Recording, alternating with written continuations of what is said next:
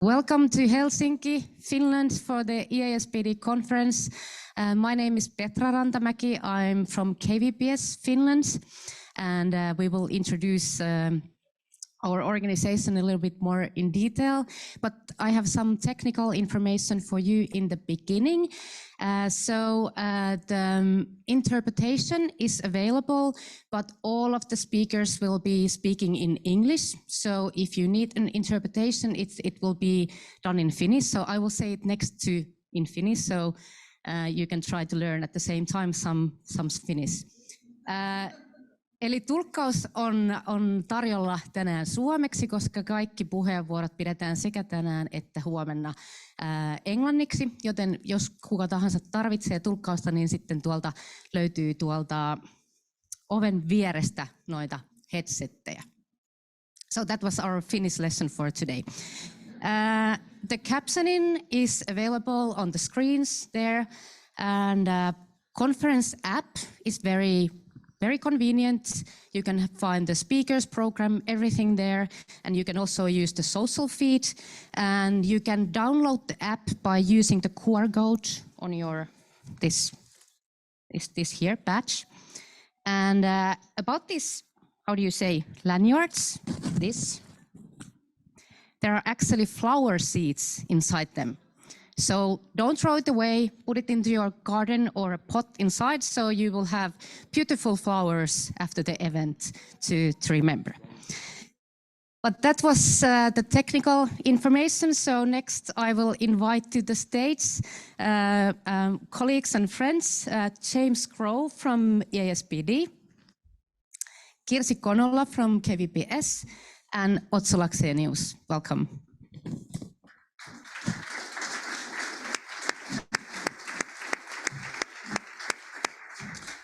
Good morning, dear colleagues, dear friends.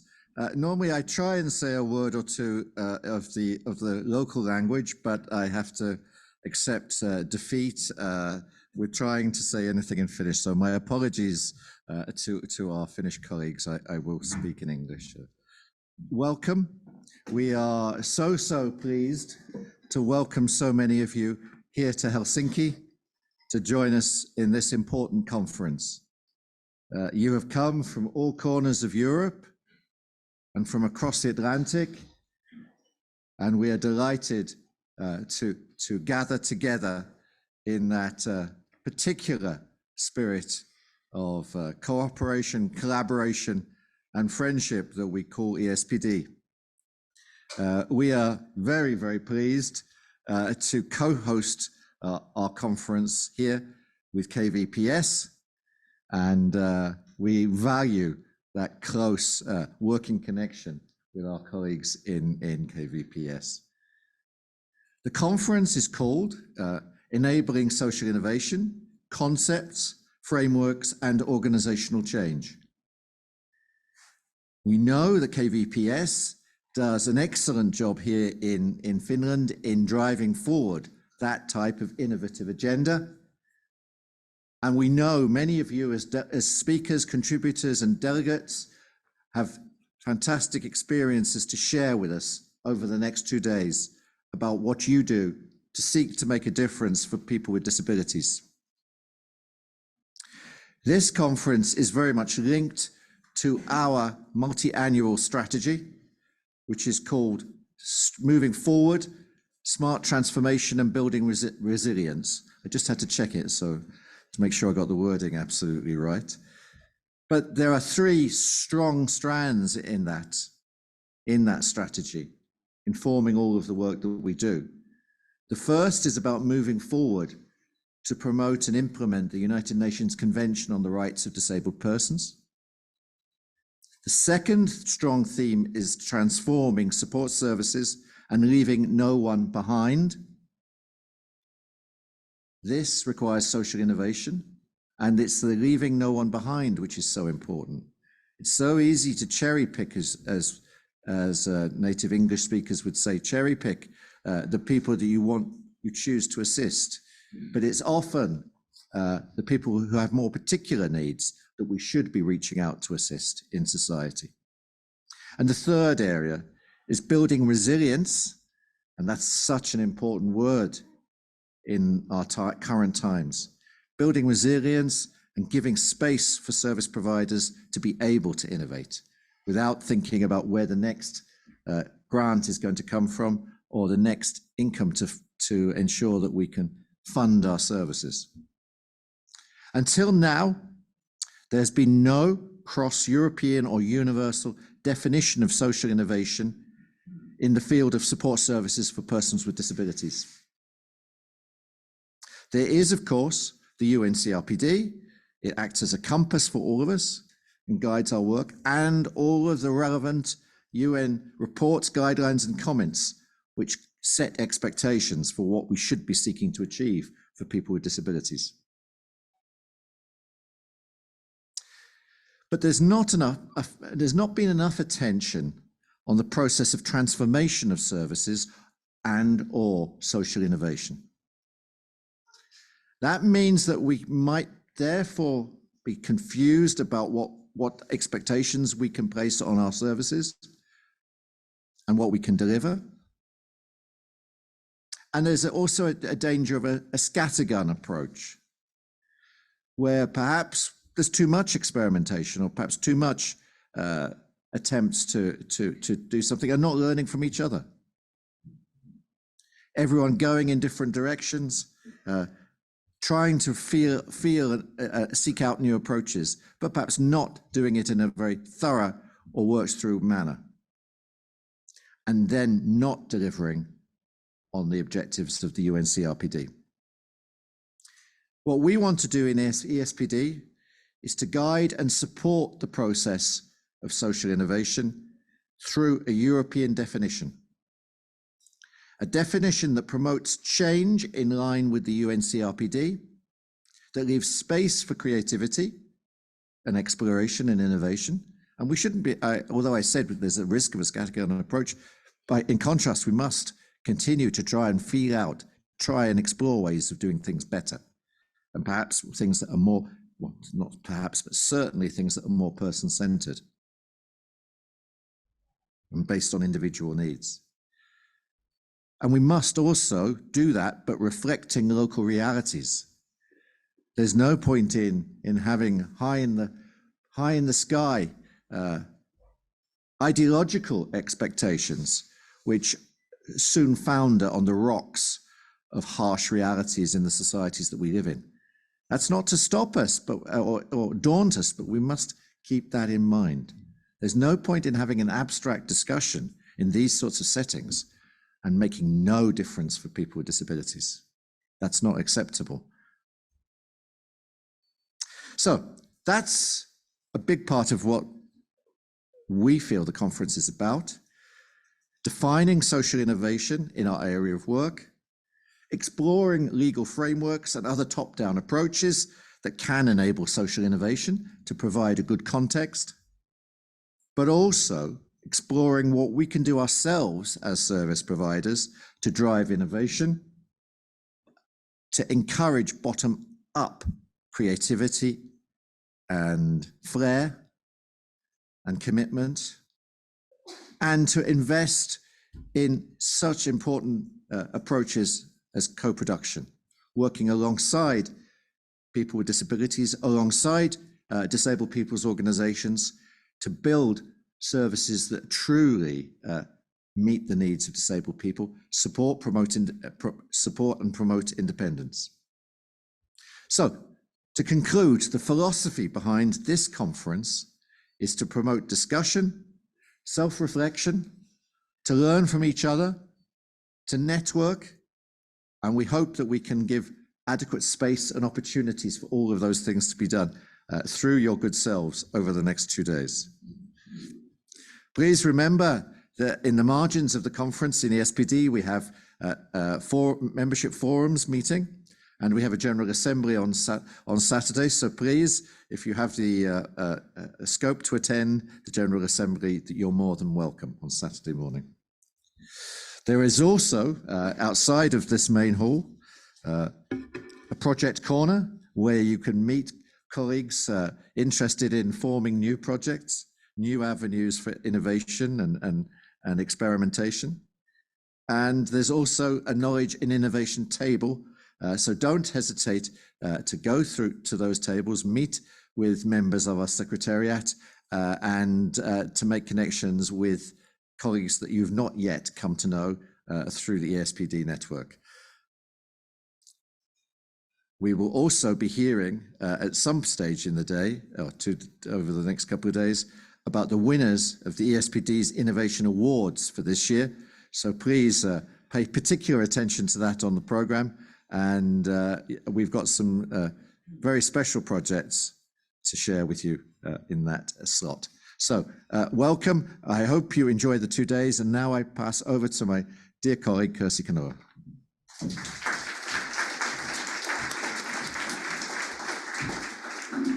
Thank you, James.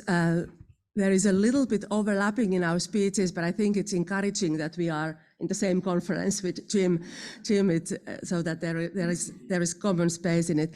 Warm welcome from my behalf to Finland, to Helsinki, on behalf of KVPS. It's really great pleasure to see so many friends and colleagues here. I'm sorry that the weather is not so welcoming. Yesterday it was a bit sad when everybody arrived totally wet, even if they had walked only 30 seconds outside, but it gets better during the week, and at least inside here, it's warm and cozy atmosphere, so welcome anyway. It's really great to welcome you to especially to the conference regarding social innovation and innovations on behalf of KVPS.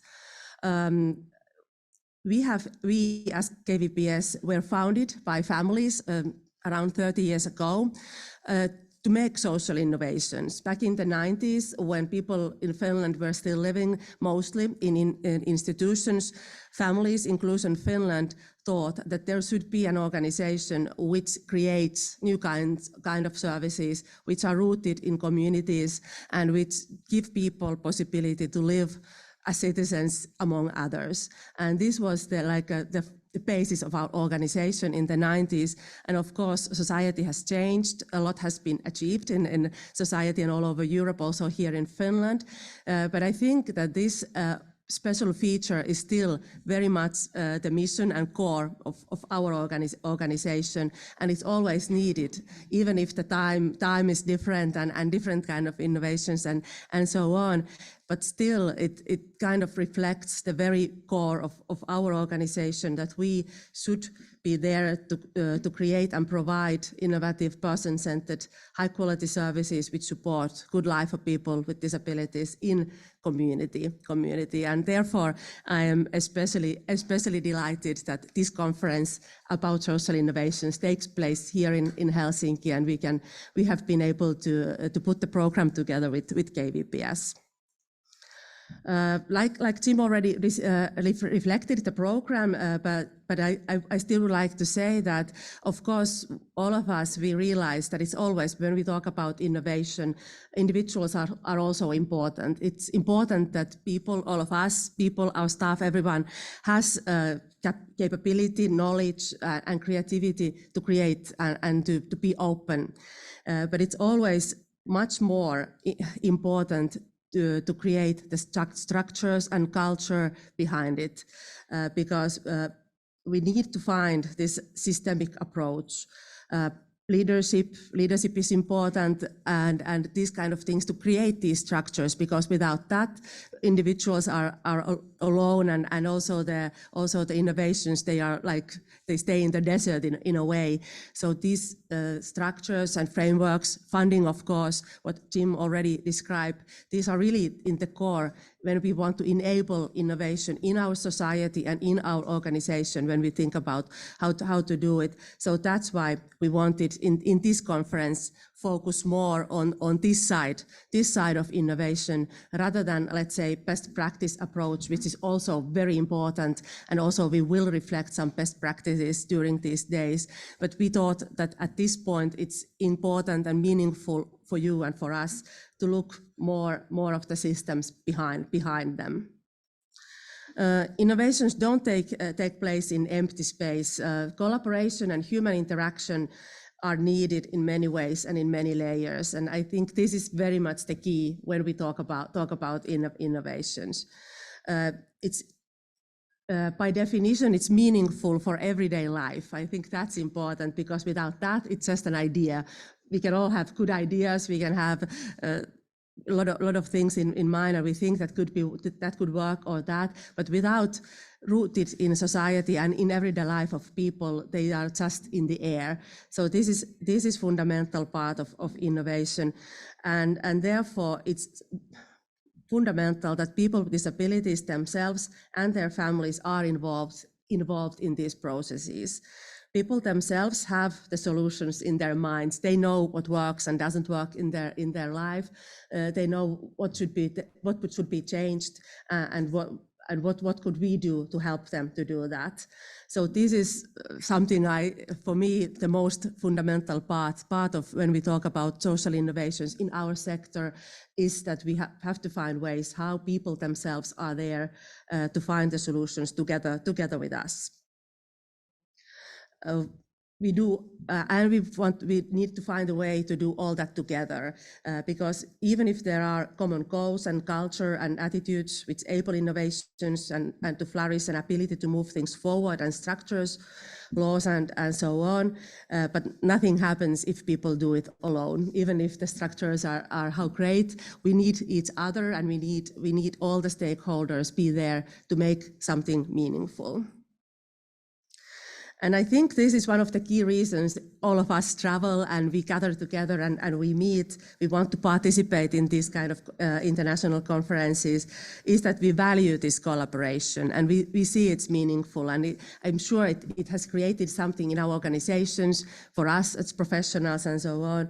And I'm sure, and I hope that during these days you use the opportunity to get to know people and share your thoughts and ideas so that they become innovations. For sure, this is the way forward, and the way we are able to, like Jim said, it's fundamental time to think, also to rethink the sector a little bit and the services and so on. And with working together and meeting each other, I'm sure we can be that kind of power in society which takes us those steps forward. It's a lot of worry and threats in societies all over Europe. We all know that, and we know that for many vulnerable people who we support in our lives, these kind of threats are the biggest ones. I think in times like this, the strong and healthy social sector is more than needed. And in very core of our sector is the ability to create innovative solutions in difficult times, and in everyday lives, to make it easier to find solutions even in despite of difficulties. And I think this long-tested ability is very much needed now, and I'm sure that kind of power is in this room at the moment. With these short words, once again, warm welcome to Helsinki to all of you.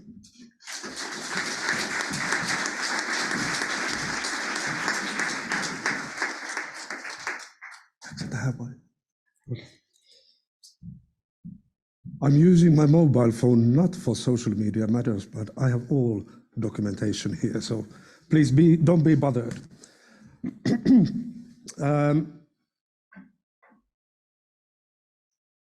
Great. First of all of you who can, please stand up. Look around of yours, who's next to you, and please give applause.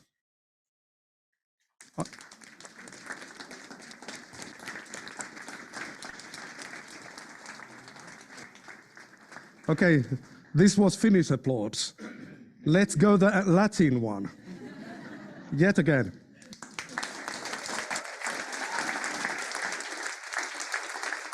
Great. Thank you for everyone.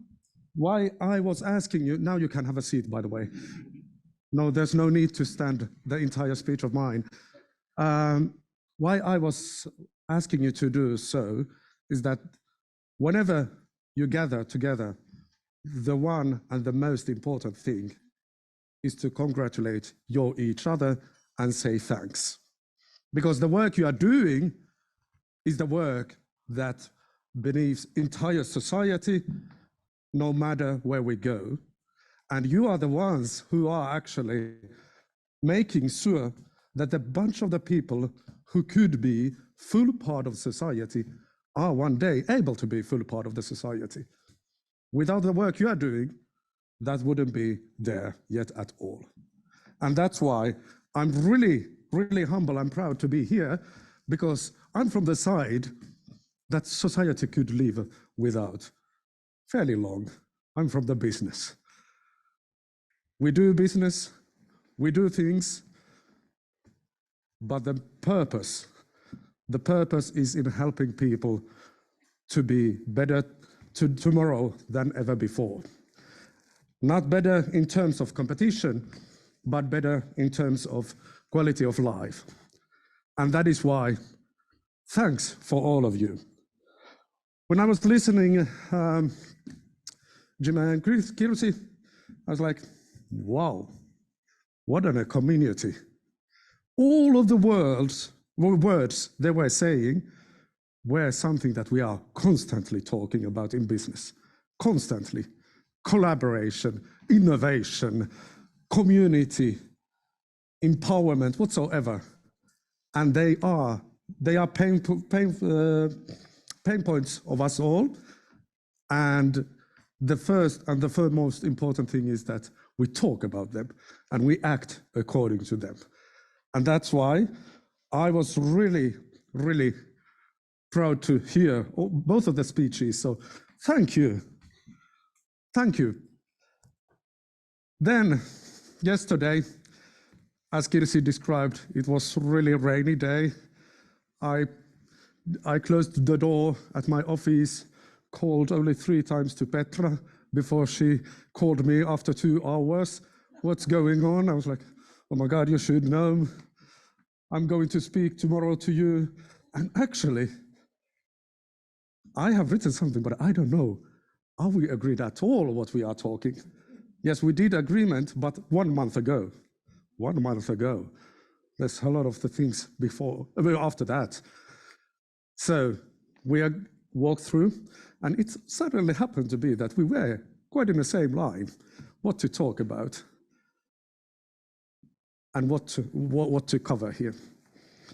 The first and the foremost challenging word is innovation.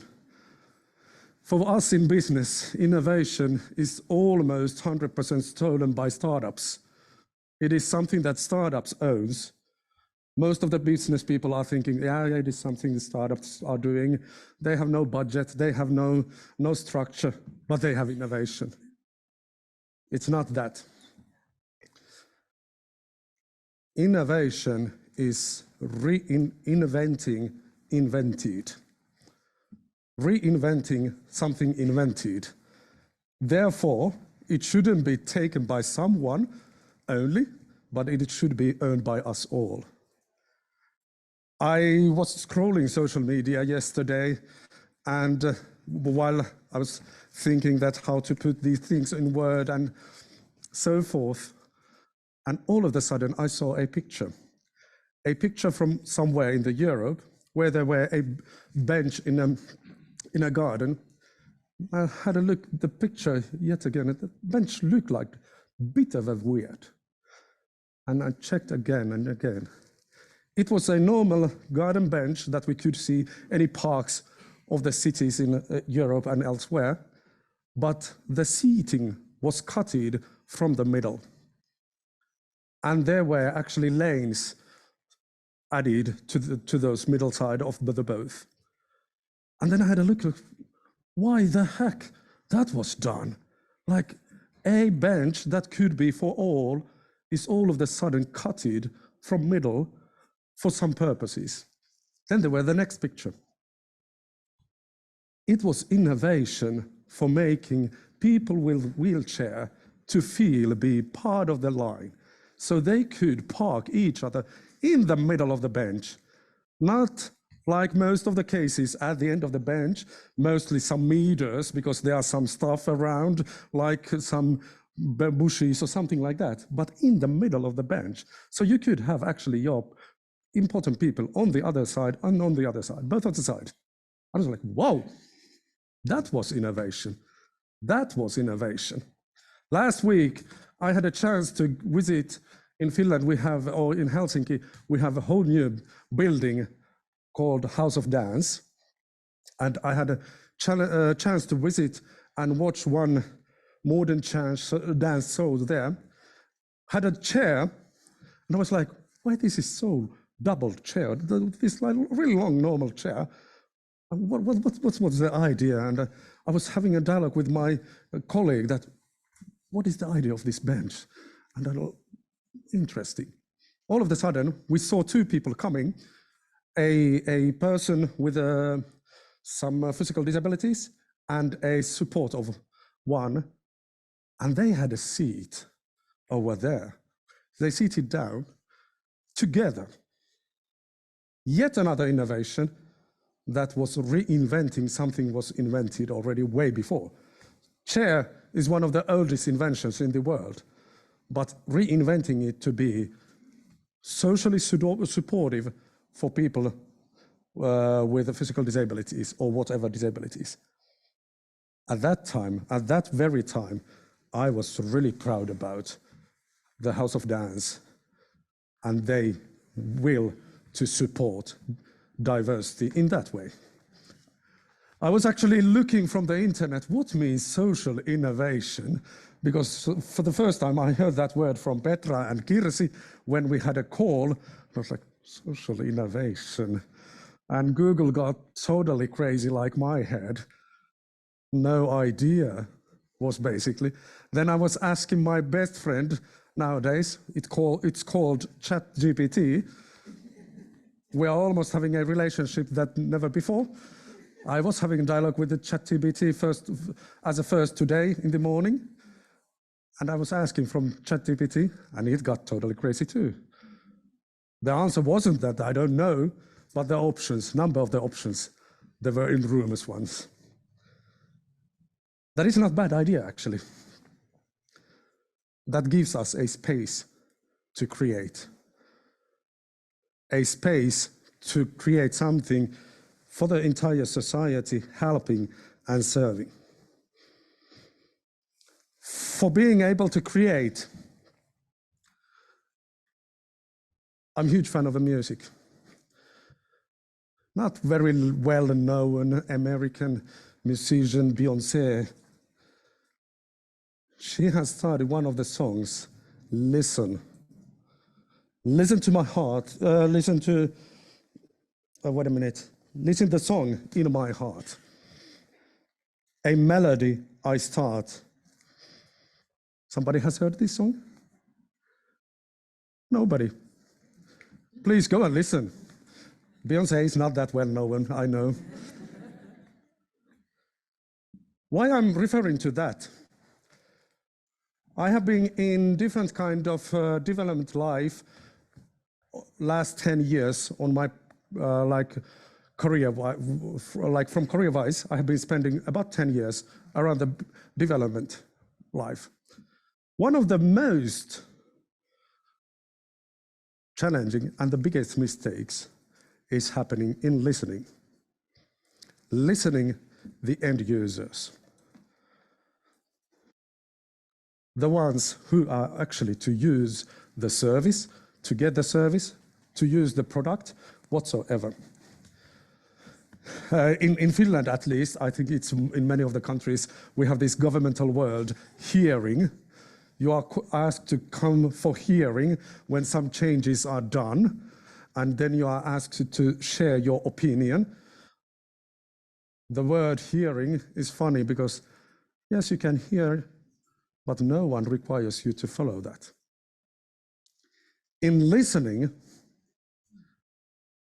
I'm sorry if I'm interpreting the word wrong from the British point of view, but for me, the listening means being concentrated, being present with the person you are hearing, and listen the song of one's heart. And when you listen the song of one's heart, there's, by the way, one thing.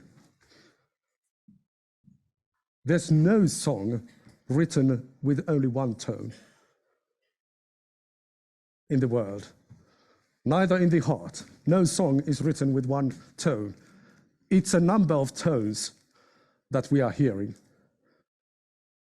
Even the Beyoncé is having quite some notes there, quite some variety, I can promise you. Why I'm talking about this, hearing all the songs, all the tones,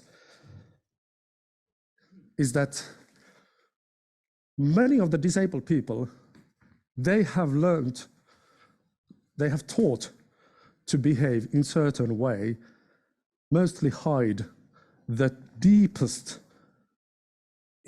thought of one's, because there hasn't been any place in a society to be heard, to be listened by someone. And therefore, what I have learned over my life is that actually something can be informed, something can be shared, but the meaningful message is something totally different. The meaning of the message is somewhere else, down in deep. And therefore, the most important part of the innovation, listening of end user, is the most challenging part. Because there we actually can create the most beautiful thing in the world, which is called involvement. The involvement means that I am part of the thing. I'm not something sidekick. Let's do somewhere else. Yeah, let's go and ask some questions. No, I'm taken to be part of that community that innovates. And therefore, I'm actually loving the word collaboration. It's, by the way, one of the values of my company I'm working for. And why I'm loving the collaboration instead of cooperation. The collaboration is asking you to be community. Not just a stakeholder, but the community. And the being a community is the one that brings value most. There, I'm sorry, can you say your name once? Thomas, yeah.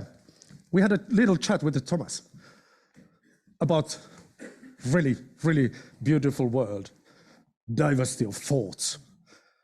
We both are living in the world which is honestly diverse. With any matters you're measuring, we are diverse in the diverse environment. Why I do love this? By origin, I am a business person who loves people. By diversity, we are increasing the income of the product whatsoever by according to Boston Consulting Group, by 20%, approximately. Actual wording might be 21%. According to another research, by diversity, we are increasing better decisions by 87%. By 87%. If I'm having dialogue with a spouse, the quality of the decisions are increasing by 1,000%. That is the core, but more than that, the diversity of thoughts is a moment to learn. And when there's a learning, there is innovation. And one of the learnings I really want to share with you, this is related to my work. I was having dialogue with my team, and at that time in my team, we were only Finnish people with one international representative. We were having a dialogue, what means to do things right. And for Finnish, I can tell you, it means only following the order of the law, following it word by word. For this international representative of our team, who is from far from Finland, for her, it meant courageous life, because on her society where she's coming from, doing the things right based on the law meant challenges in your life. And you know the faces of all of the Finns who never have thought actually that by doing things right, you can risk your life. And this is, by the way, this is reality in the world. And that was the learning moment. And that actually created several new innovations among of them. Just because we learned that not all are seeing things as I am seeing, obvious thing, but realizing it yet again is something else. And therefore, listening by heart, listening the tone of the one,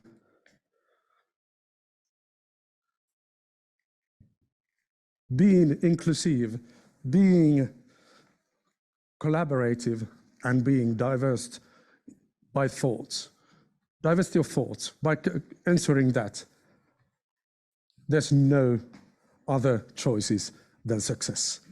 Not success in terms of the money, but success in terms of the impact you are creating. And that was one of the last things I actually loved in both of your speeches. Impact. I'm talking all the time about impact in my work. Please show me the impact, what we are doing. Not the outcome, but the impact. And that is the biggest learning that you actually can share for the business people. Because all of the things you do, they need to have impact. There's not other choices. And all of them, they are possible only with one word, and that was one of my loving word called collaboration. With these words, I want to wish you a really nice days here in Finland, despite the weather out there. And actually because that puts you to be inside together and to see your faces and to say, oh God, let's do this together. My name is Otso Laxenius, and I hope that you got something from this. If not, please remember at least one thing. No song has written with one tone, and no song is having only one voice. Thanks.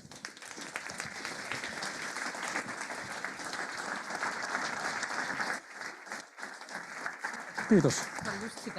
No niin. Thank you so much, Otso. It was a pleasure to have you here. And hopefully we will see each other soon again. So we have here KVPS and EASPD staff, so you can see it from the lanyards. We are here for you to help, and if you need anything, just ask us. Thank you also, Kirsi and Jim, for your great words in the beginning. Next, we will go dive into the disability rights and UN CRPD. What does it mean for support services? What an important topic. And I'm very happy to introduce my colleague Thomas Bignal from EASPD and Martyna Balciunaite from Human Rights and Disability Unit of the Office of the United Nations High Commissioner for Human Rights. Welcome.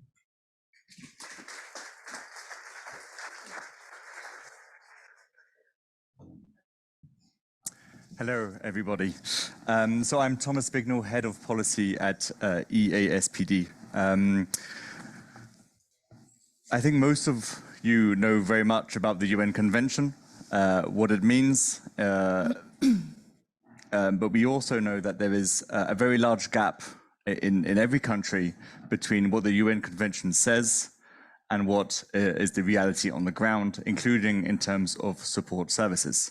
And it's precisely because of this gap that we need social innovation. Social innovation is needed to bridge the distance between the current situation and the principles of the UN Convention. And that's why we are starting this conference with a little bit of a, let's say, a theoretical and practical discussion around what the UN Convention means for support services. We know that already, most of you know that, but also what it means for social innovation.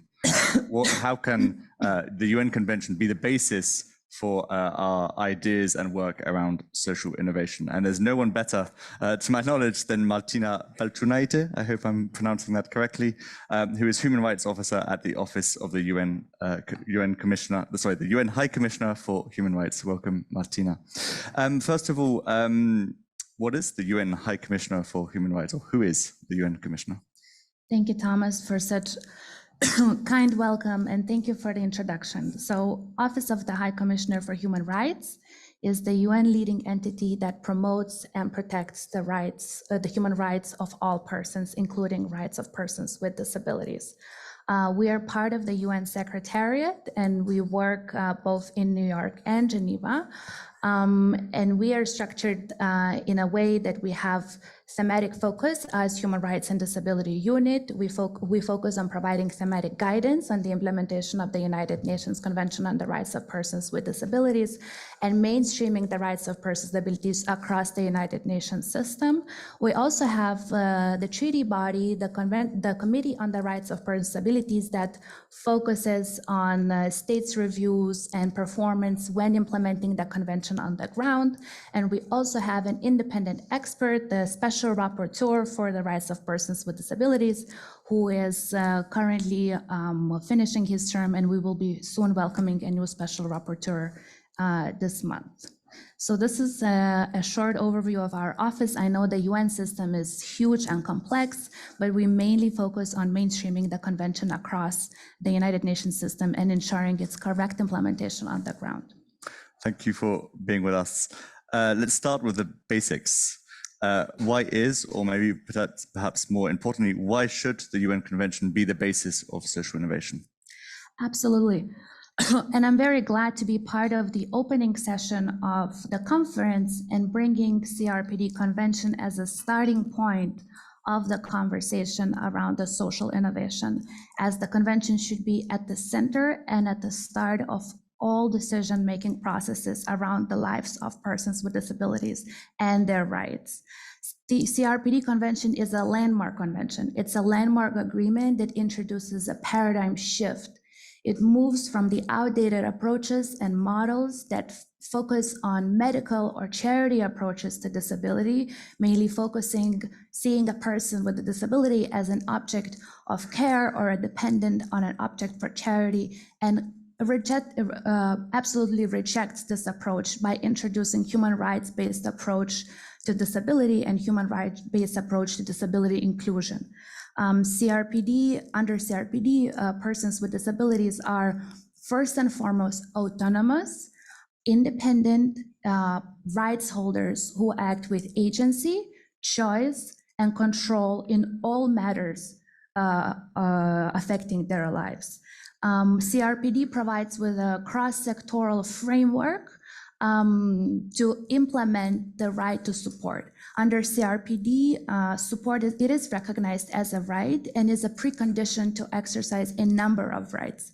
Our office is currently examining how support system is fundamentally important to ensure that persons with disabilities not only can exercise the right to live independently and be included in the community, which is central to these discussions around service provision, but also as a precondition to exercise a number of rights codified in the convention. Human rights-based systems is something that we will discuss a bit later in the conversation, but coming back to the importance of the convention when talking about social intervention, it is important to acknowledge that when we talk about implementation of Article 19, it is impossible to talk about it without recognition of the role of support services for persons with disabilities.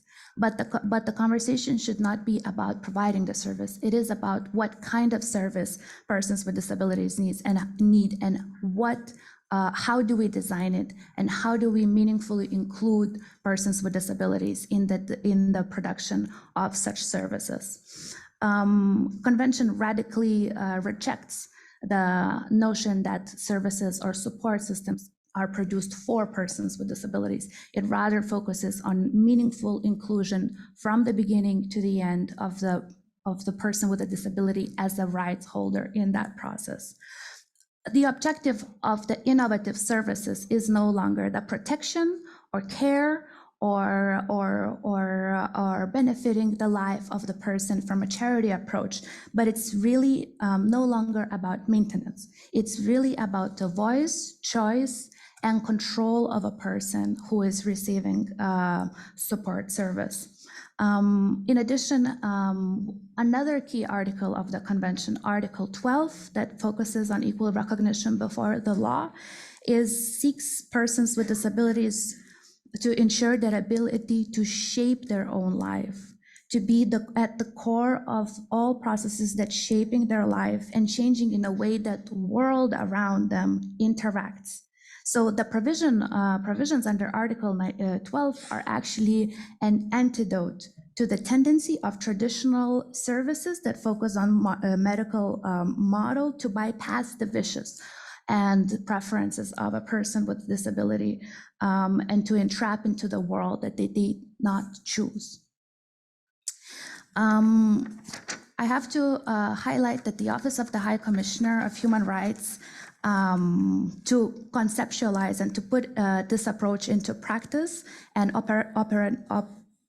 put it into practice focuses in all departments of our office. We have our previous special rapporteur, Catalina de Vandes, who extensively criticized the notion of care in the context of disability and promoted the human rights-based approach and provision of the support systems that are basically based on human rights. We have a current special rapporteur currently focusing on the transformation of services and delivering concrete policy and practical recommendations for states, service providers, organizations of persons with disabilities, and in the United Nations system itself to ensure this transformation is based on human rights. Our unit, Human Rights and Disability Unit, has recently published a report on support systems focusing on human rights approach and ensuring that the beneficiary is ensured with autonomy, choice and control, and seen as a rights holder in that context. We also have the work of the CRPD committee, who recently published the guidance on deinstitutionalization that provide with practical advice how to move this process forward in a human rights-based way. General comment on Article 19, also provided by the committee, provides with the clear definitions and the concepts that are commonly misunderstood. And I very much invite you to use the resources that our system has provided to ensure that the innovation and social innovation is human rights based. So this is the role of the convention and the tools that we have for you to ensure the human rights-based innovation. Thank you, Martyna. So the UN Convention was very much, to say, the starting point of the discussion. And over the last, in particular, 3 to 4 to 5 years, there's been a lot of reports and guidance and initiatives to sort of help member states understand what the UN Convention means in practice, but also incredibly important tools to help service providers understand what is innovation, what type of services should we provide. And there's not so much doubt or flexibility in terms of what that is today. So I really invite everyone to look through those documents. Of course, EASPD's general focus is not so much on what we don't want, is primarily what do we want to build. But sometimes it's also clear to understand what we don't want. So from the UN's perspective, what should not qualify as social innovation? Yes, this is an excellent question, because as I just was finishing my answer before, I think a lot of concepts and processes are often misinterpreted. And it's important to use the human rights-based guidance, the guidance that the UN system has provided, and ensure that any sort of structure or system or service that does not lead to the improvement and meaningful enjoyment of the right to live independently and be included in the community while incorrectly applying the concepts provided by the convention cannot amount as a social innovation. The systems of the past proved to be ineffective. They were not built on the human rights-based approach to disability. We're mainly focusing on fixating the fixating approach, and they already proved not to be effective. The COVID pandemic exposed how segregating or isolating settings disproportionately affect persons who are subjected without their will or control to those settings. We have to move away from that and ensure that anything that deprives from the rights or is not human rights based cannot count as social innovation. Anything that does not restore the power to the individual as a rights holder cannot also lead to anything innovative. A setting that deprives from voice or control to choose the life that you want to actualize yourself in is also not socially innovative. Any structure that is not co-designed with persons who are providing and receiving care while respecting their human rights, and I'm not just saying persons who are receiving receiving support services, but also persons who are providing and receiving, both parties are rights holders, and this is what the human rights-based approach says. So anything that deprives from human rights is not considered, should not be considered as a social innovation. Clear. Let's get into the nitty-gritty of this all, because it still remains a little bit up here and where we need to get, and the life of service providers is on the ground, is practical elements. So let's get in there.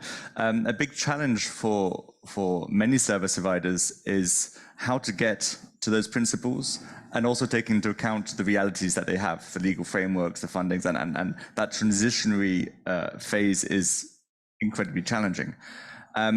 So what steps can a service provider take to go in that line, in that direction, and still be in line with the UN Convention? Yes, indeed, we talk a lot about the theory, but what can we do in practice, right? It's true that predominantly a lot of care and support services are still, unfortunately, of institutionalized character. And what I said, we need to use the interpretation of the convention, general comment and the guidance that the committee has developed, as well as our office is developing, to identify, first of all, first, it starts with the will, whether the service provider is willing to transform, and whether the service provider is willing to transform in a human rights-based way.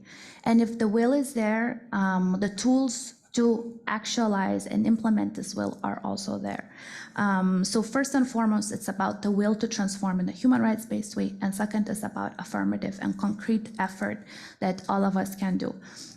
First, as I said, it's identifying. It's identifying by using human rights instruments, by using human rights convention, but also interpretation of the convention and guidance that the treaty body is providing. Second, I cannot emphasize this enough, it's about meaningfully engaging with persons with disabilities and their representative organizations. And when I say engaging, I want to emphasize meaningfully. Tokenistic practices do not lead to any innovation. Meaningful and inclusive participation of persons with disabilities from the beginning of developing of the service throughout the process of advancing service and improving the service is key. Engaging also is about finding out the need. And the need can only be identified when you talk to the person that is in need of that certain service. It should be about jointly identifying the needs by listening to a person, but then jointly co-producing the solutions that are human rights-based way and adapt accordingly to the social innovation. The will and preferences of the person with disability and the community of persons with disabilities are at the core of any social innovation and service transformation. In terms of moving to more concrete actions that can be done, avoid any sort of spending on improving segregating setting. For example, investing in refurbishing or advancing settings that are segregating and isolating persons with disabilities, and by segregating, increasing the risk for violence and abuse. Investing on advancing such settings should not be encouraged. Another thing that the special rapporteur actually was recommending recently in his report to conduct constantly and periodically human rights impact assessments. This is something to ensure your maximum compliance with the convention, and that can be done by ensuring active involvement also of persons with disabilities and giving control for them to reflect on the impact to their human rights that your service is making. Another advice could be publishing policies or mission statements showcasing your commitment to build on human rights and base all of your work in human rights and human rights convention. Human rights due diligence mechanisms, something that policy statements ensuring the compliance with the human rights is something that we could advise. Reviewing your organization mission. What is the mission? Is it in line with the Convention on Human Rights approach to disability, or is it still reflecting the old and outdated and rejected models of disability? Mechanisms for complaint and feedback from the user are particularly relevant. However, they have to be fully accessible and inclusive to reflect the core picture and the reality that your structure and system is providing. Setting aside places for persons with disabilities or their representative organization, representatives in governing boards, or including them in any other meaningful way is highly encouraged.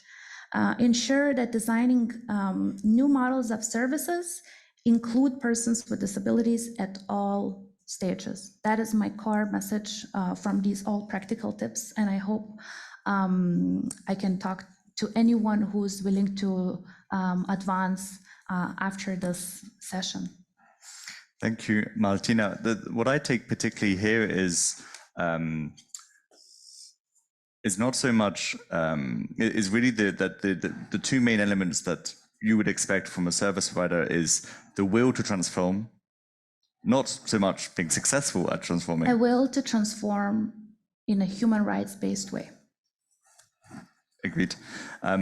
It's not being like right at the end of the result and doing something fully in line with the UN Convention at that stage. Is the willingness to go in that direction and making concrete efforts to make that transition take place. And in some ways seeing service providers as a key ally to actually making this transition, rather than saying service providers bad, this good, or so forth. A little bit more nuance, which is definitely helpful.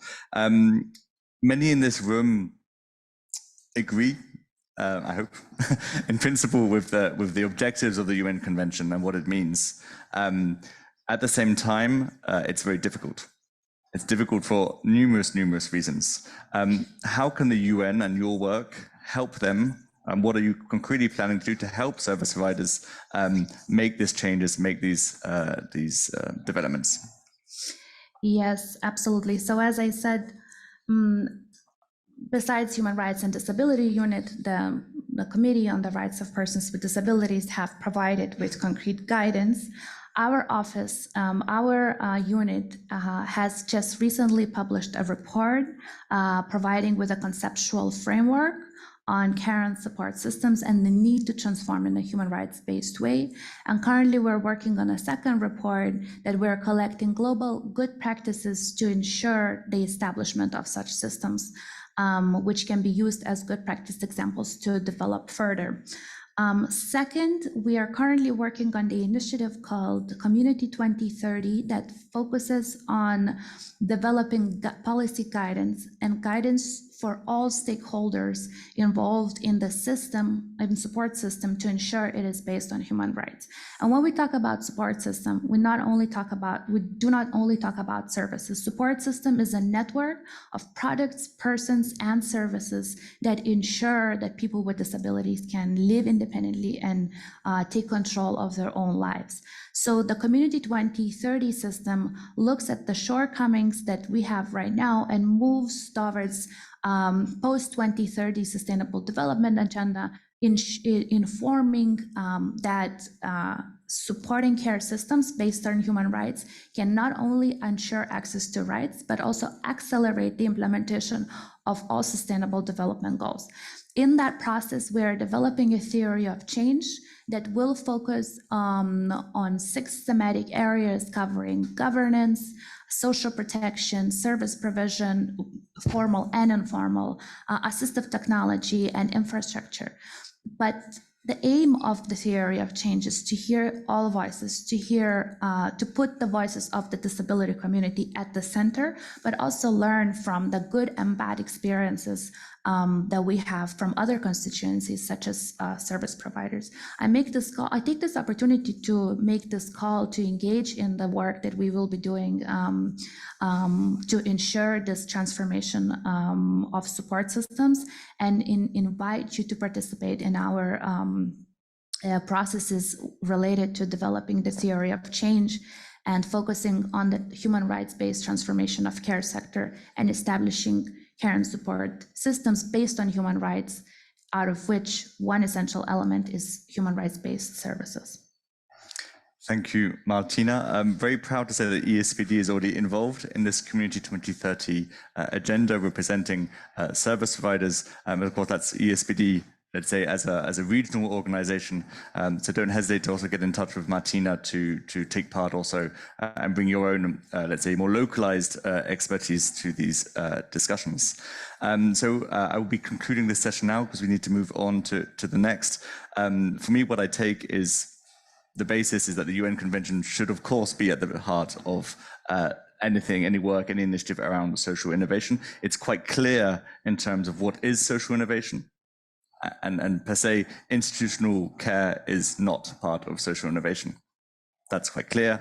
Approaches towards community-based services, person-centered services that give voice, choice, control to people in their lives are really at the forefront of that.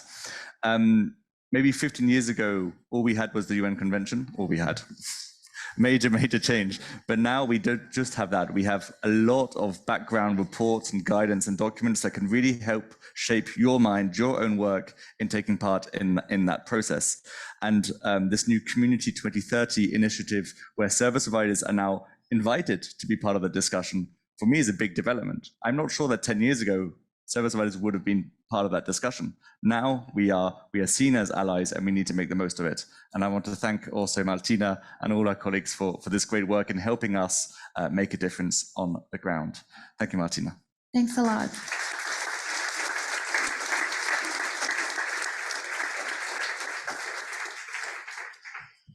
Thank you, Martyna, and thank you, Tom. Thank you also, Martyna, for your kind words that you offered to be here and to be open for the discussion. So I encourage you to take that offer into practice. Next, we will have a panel that has a very dynamic name. It's a social innovation in support services, 1 study and 2 practices. So I welcome Reetta Mietola, Senior Research Fellow at University of Helsinki. Solé from Support Girona. Gabriela Munares from Kveloce, hopefully I pronounced that correctly. And Ludmila Malcoci from Keystone, Moldova.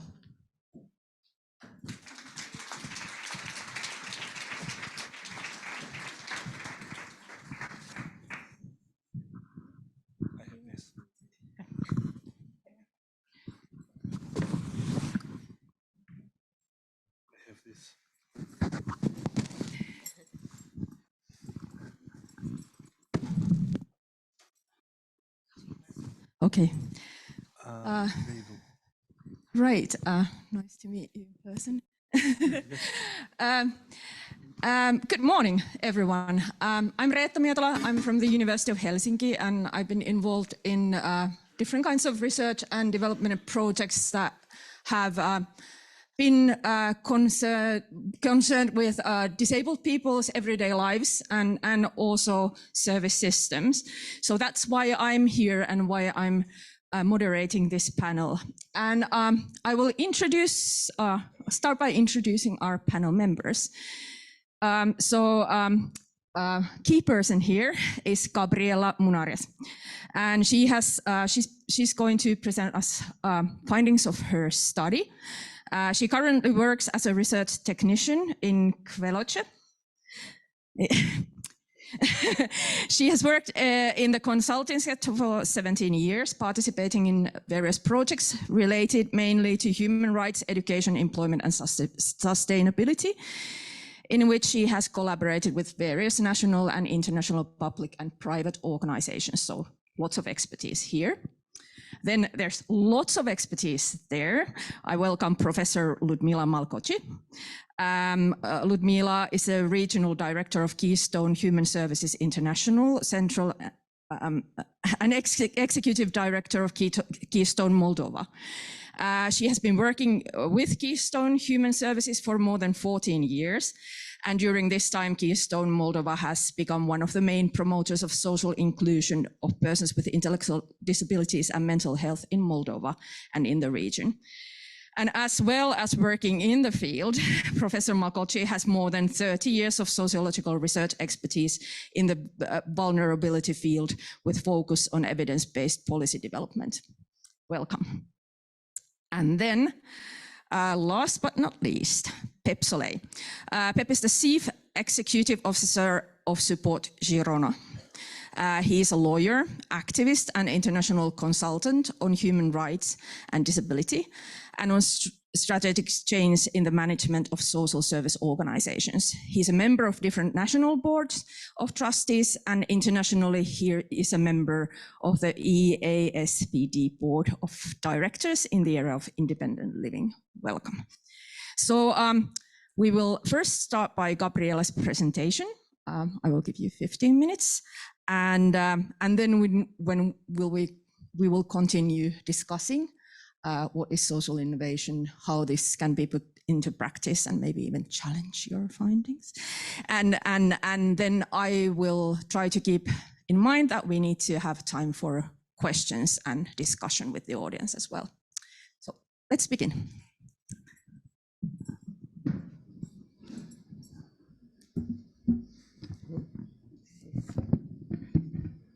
Can you hear me? Yes? Okay, well, good morning, everyone. Thank you, Reetta, for the introduction. Thank you, EASPD, for organizing this event and inviting us to be part of it. Well, the goal of my presentation is to speak. It's better? No? Yeah. Well, the goal of my presentation is to, resume most of the ideas that all of the previous interventions have spoken about it, social innovation and the definition of social innovation in the disability sector. So let's go to it because I only have 15 minutes and it's a bit complex. Let's start with an easy question. That is, I think it's 100% sure that you have ever heard about social innovation because it's in the title of this conference. But after that or outside of the conference, have you ever heard about this social innovation concept? I believe maybe you have because, doing a quick search on internet, I found a bunch of articles with social innovation in the headline. And we can find, for example, social innovation related to, let's see, health problems, with, of course, disability, with rural development, with energy, and with social challenges in every way. So maybe you have heard of it. Let's say that you have heard of it, but could you define it? That's the question, no? What is social innovation? We started our study with this question and found out that it's not an easy question to be answered because this concept is now causing interest in many academics, politicians, practitioners, service providers everywhere, asking what is this social innovation about and how can we be a social innovator? Well, as this concept is used in a lot of disciplines, in a lot of concepts, we found out that there is no consensus among academics about what is the definition. So our exercise during the study was to find out what is this about. We did an exercise reviewing a lot of definitions in papers, documents, everywhere, to find out what are the common elements that we found in this definition to help us to construct, to elaborate our definition for this study. So let's see what we found. sorry. First, looking into these definitions, well, we reviewed a lot of them. Let's see one of them to see what it's on it. So this definition is from the European Commission from 2013, and it says that social innovation can be defined as the development and implementation of new ideas to meet social needs and create new social relationships or collaborations. It represents new responses to pressing social demands which affect the process of social interactions. It is aimed at improving human well-being. Social innovations are innovations that are social in both their ends and their means. They are innovations that are not only good for society, but also enhance individuals' capacity to act. There is a lot in this, no? So, okay, we did this exercise and gathered all these common elements that we found in all these different definitions. So in this diagram, it's a resume of what we found, all these common elements. As you can see, there's a lot of things here. So I want to highlight the ones that we believe are the most crucial, the essential part of what social innovation is.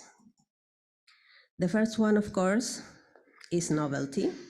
There is no innovation without a new idea, a new solution. That is the core of what innovation is. But we're speaking about social innovation. So the following elements bring the social into the concept. The first one is that this new idea, this new solution has to be driven by social needs. What does it mean? That these solutions have to contribute to combat a specific social problem. This could be, or we can say that to contribute to combat a specific social problem is related to needs, no? What individual or community needs to solve something, to solve a social problem. But also we speak about improving welfare and well-being of individuals and communities. When we speak about improving welfare and well-being, we are not only speaking about problems or social problems, we are also speaking about wishes, aspirations, desires. No, it's a bigger concept. So the next element, I think it has been repeated by almost every person that has already spoken. That is that social innovation implies participation and involvement of users. That is, the beneficiaries of these solutions, of these services. And by that means that beneficiaries or users have to be active participating in the design, in the implementation, in the validation, in the decision-making of these new solutions and these new ideas. I think when everyone has spoken about this participation, they have stressed how important this element is for this specific field. Then we are going to speak more about this. Oh, sorry. Okay, so this that social innovation needs or implies that users and beneficiaries participate in the development of this solution brings another positive consequences that are also in this diagram. For example, when the users participate in the development of these ideas, we create new social relationships and collaborations. We empower people and communities. We enhance society's capacity to act. That's all part of what a social innovation has as a consequence when implemented. Okay, now we have a lot of information about social innovation. Let's move forward. We're ready for our next question, because our question is, what is social innovation in this specific field, in the disability field? Okay, if social innovation responds to specific social problems and seek to improve welfare and well-being of individuals, if we apply this concept to the disability field, we need to ask the following questions. What is needed to improve people with disabilities' welfare and well-being? What are the main social problems and issues that people with disability are currently facing? What are the main needs and wishes of people with disabilities? To respond to these questions, we reviewed the key documents that gather the demands that the disability movement have been fighting about to bring into the political agenda. And for example, the UN Convention and other United Nations documents, and also documents from the European Commissions. And we found out that, okay, people with disabilities seek for solutions that enable them to fully enjoy all human rights by enabling and promoting independent living and inclusion in the community, that enable access to inclusive education, that promotes their inclusion in an open labor market and their employability, enable effective participation in the society, but also solutions that respect and promote their voice, choice, and control, that respect their ability to make choices and be accountable for their decisions, that are based on free, full, and informed consent, that establish measures to ensure respect privacy, and that ensure accessibility. Okay, all of that have a common element. We are speaking about fundamental human rights and rights that are included in law. So we could say that all of these are like minimum legal requirements, and say that a social innovation has to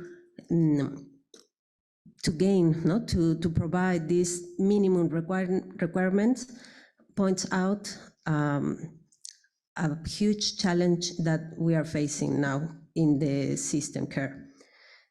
Because although it's hard to admit, the reality is that even nowadays, in many countries, people with disabilities' fundamental rights are not being respected. And the changes to ensure all fundamental human rights for all people with disabilities represent a great and complex challenges for all care systems. And in this way, social innovation plays an essential role in finding solutions for these complex challenges. Okay, so this is the minimum requirement part, but there is more. People with disabilities seek for solutions that are person-centered. We have spoken about that. That means that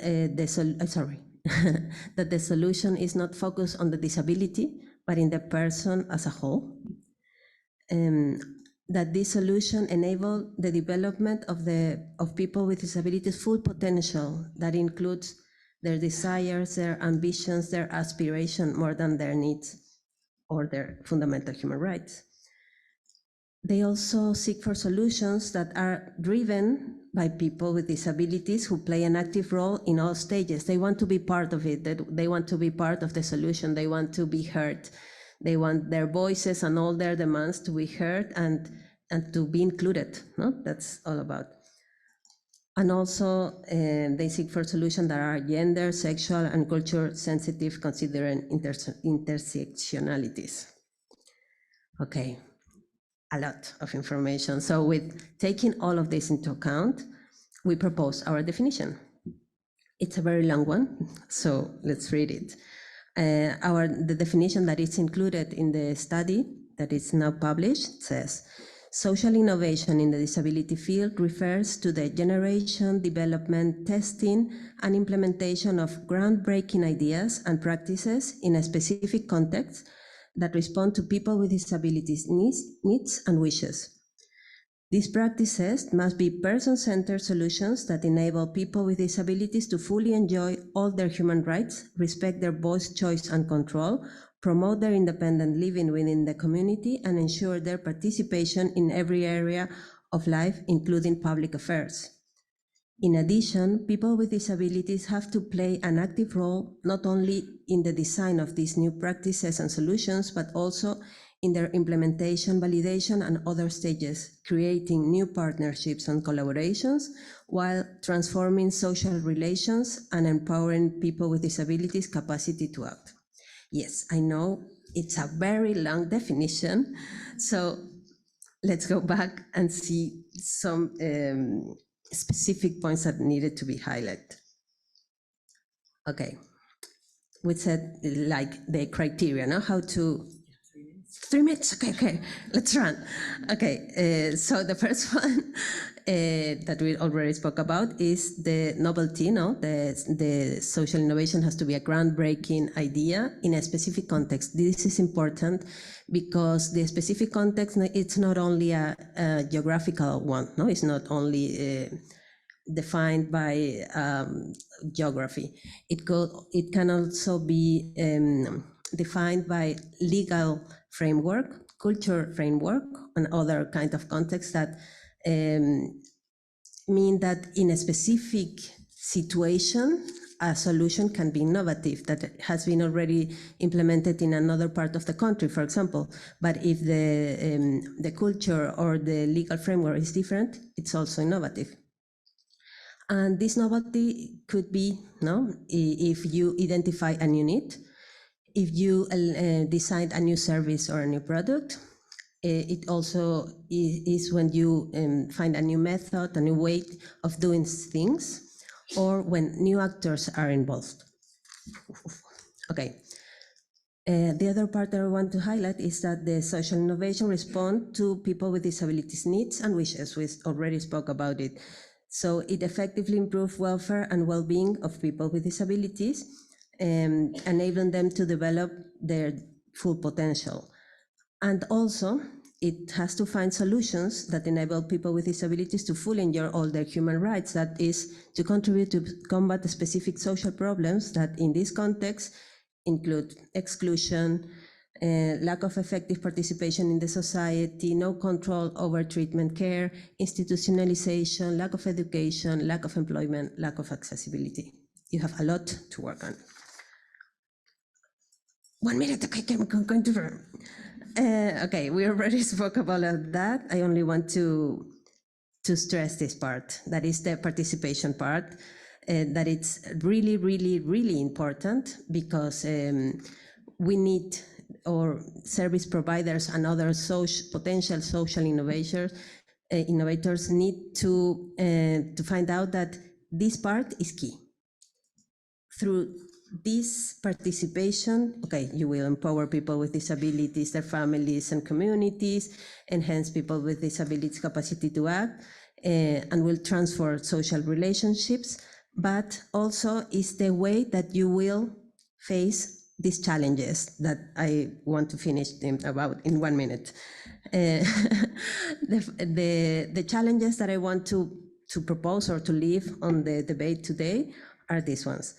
First, we need to discuss, debate within the disability community, not only among us, the service provider family or community, but also to find out how to involve them into our developments, our ideas. We need to ask difficult questions like what happened with new solutions that imply an improvement but do not meet all the minimum requirements that we have spoken about, or if they meet them but only partially. How to warrant these minimum requirements. Let's speak about voice and control. How to identify the needs and wishes and keep the list updated, because the needs and wishes that I presented now today are current ones, but they are going to change with time, and you need to keep it up. And for all this work and these challenges, you need to promote the participation and involvement of people with disability in your social innovation. So those are huge challenges that I leave for you today. And that's it. I have to run. Thank you very much. Thank you, Gabriela. Yeah, usually the accessibility of presentation is kind of harmed a bit by somebody kind of saying that just 1 minute, people start speaking up. So I think we have, thank you for your presentation. I think you have been warmed up already. So I think I will present the next question, a warm-up question to Ludmila and Pep. So we have now spoken about social innovation in a very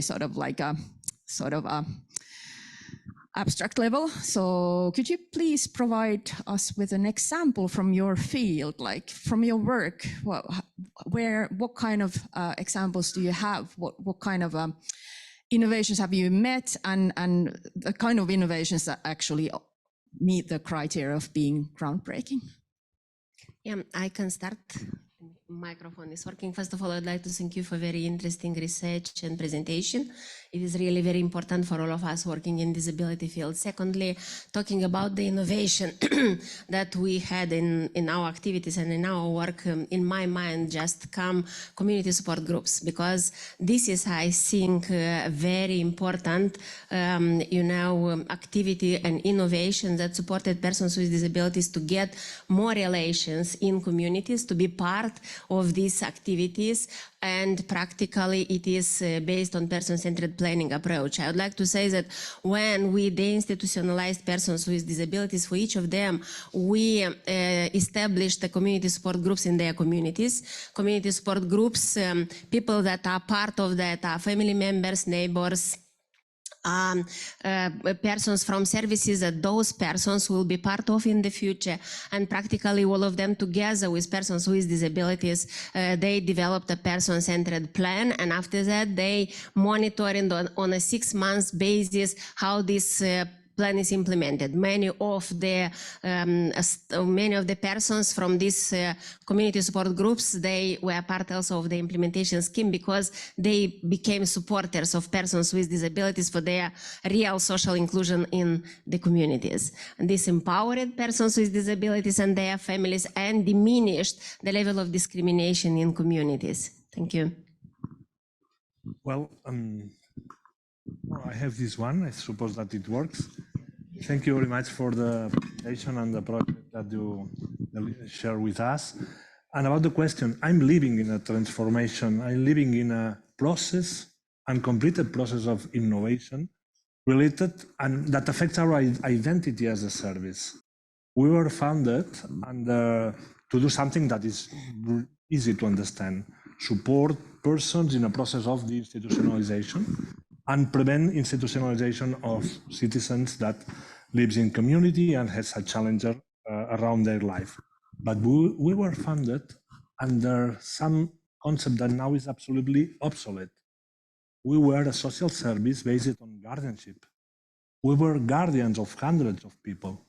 And when we perceived that that was absolutely outdated in basis of the new concept of human rights, the human rights model, the CRPD, values, and not just values, the concrete sentences inside the treaty, we were absolutely dissatisfied about our basis.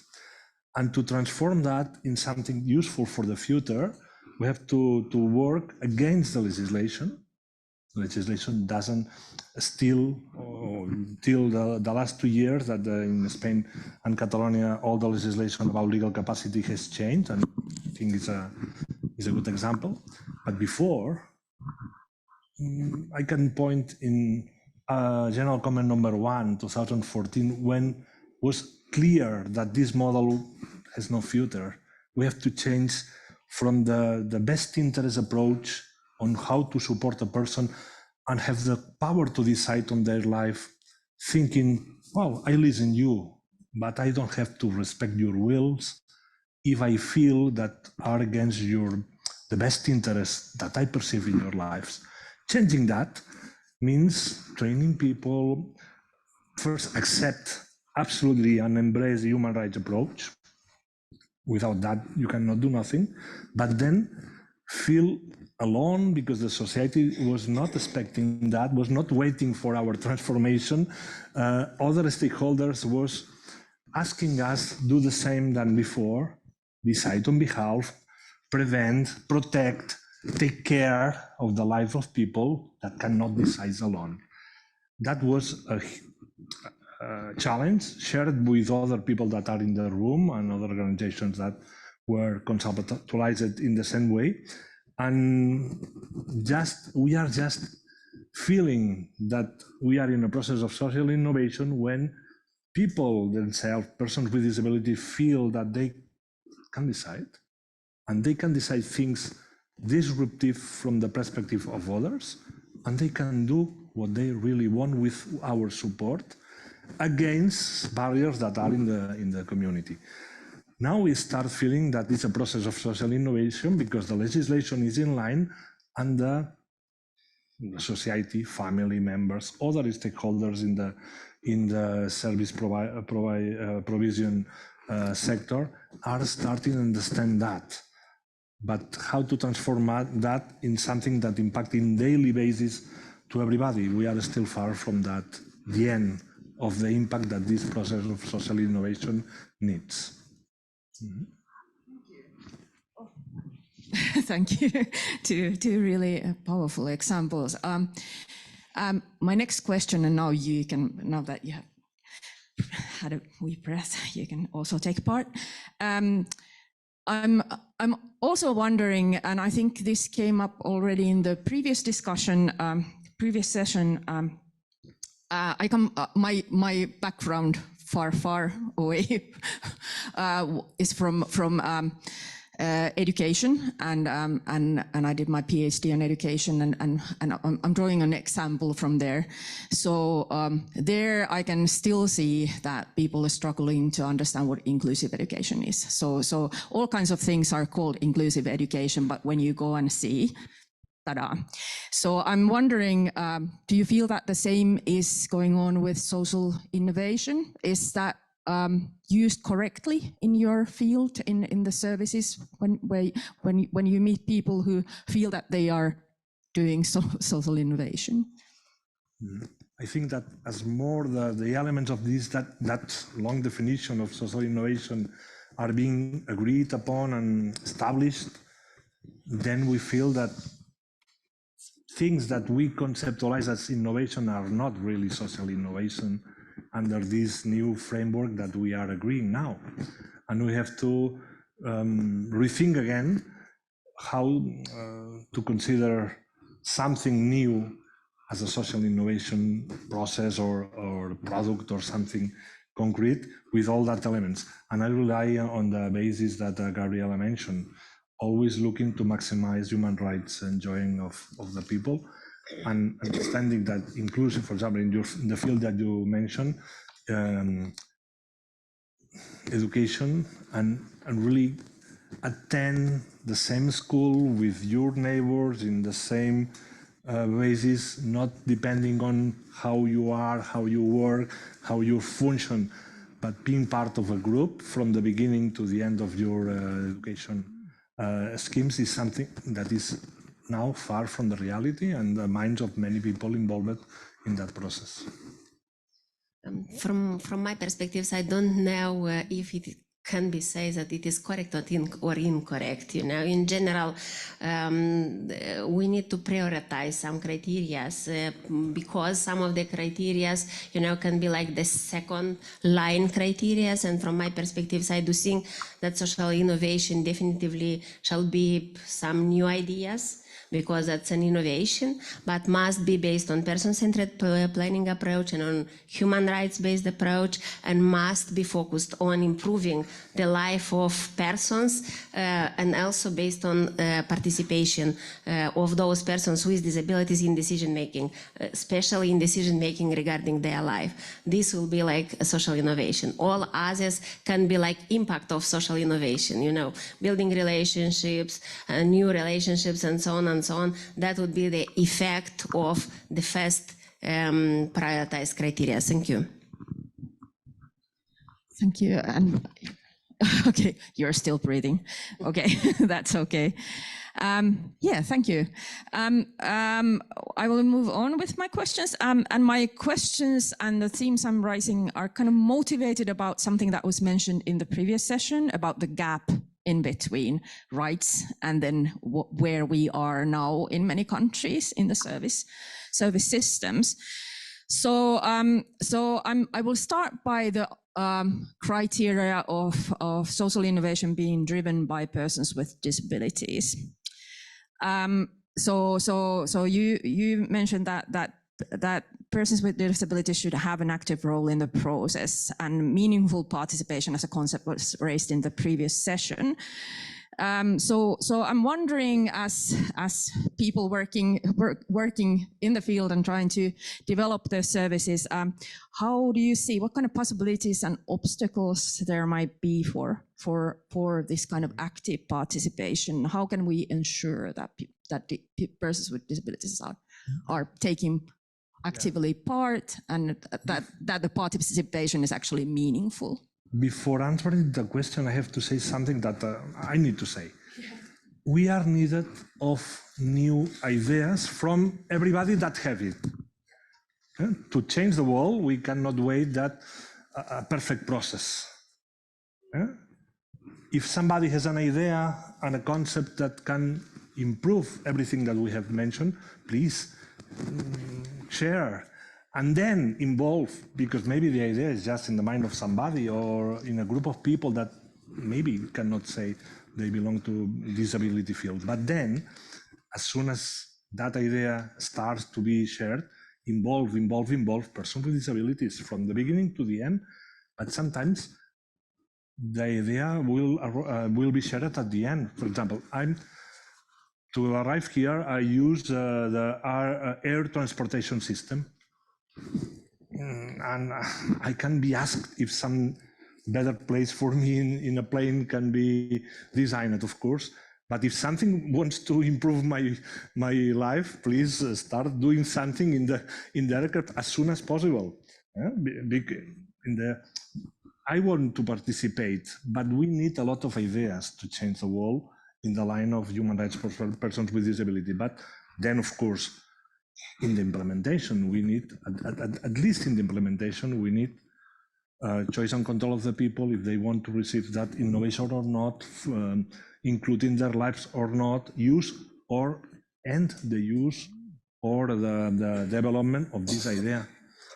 But we don't have to block the possibility of unimaginable stakeholders in the community, in the society, improve the ideas that we manage then to become social innovation.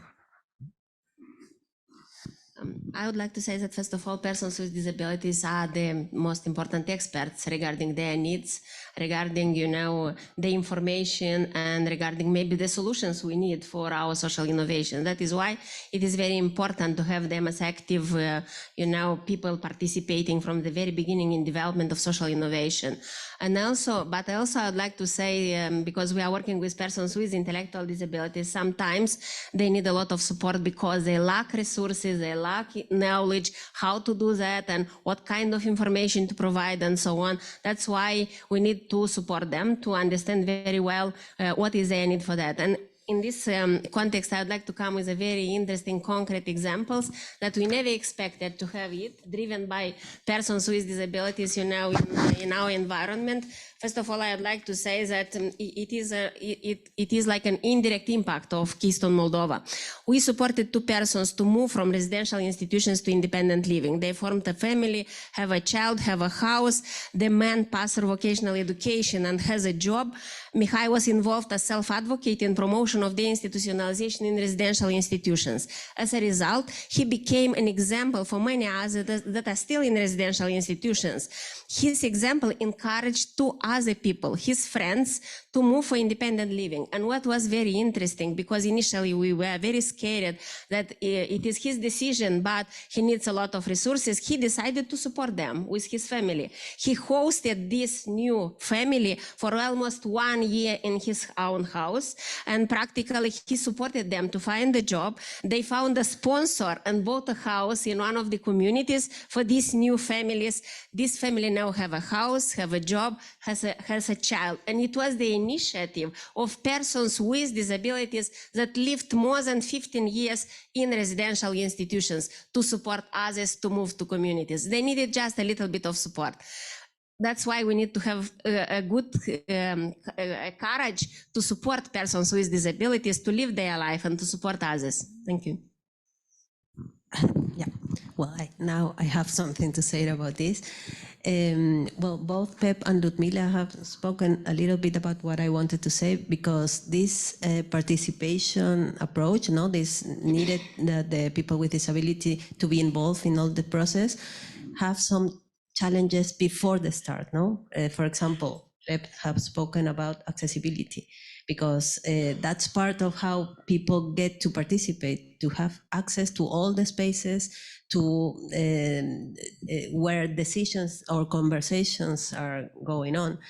And also, sometimes they need the support, the previous preparation to make their voice or to express what they need, what they wish, what they want.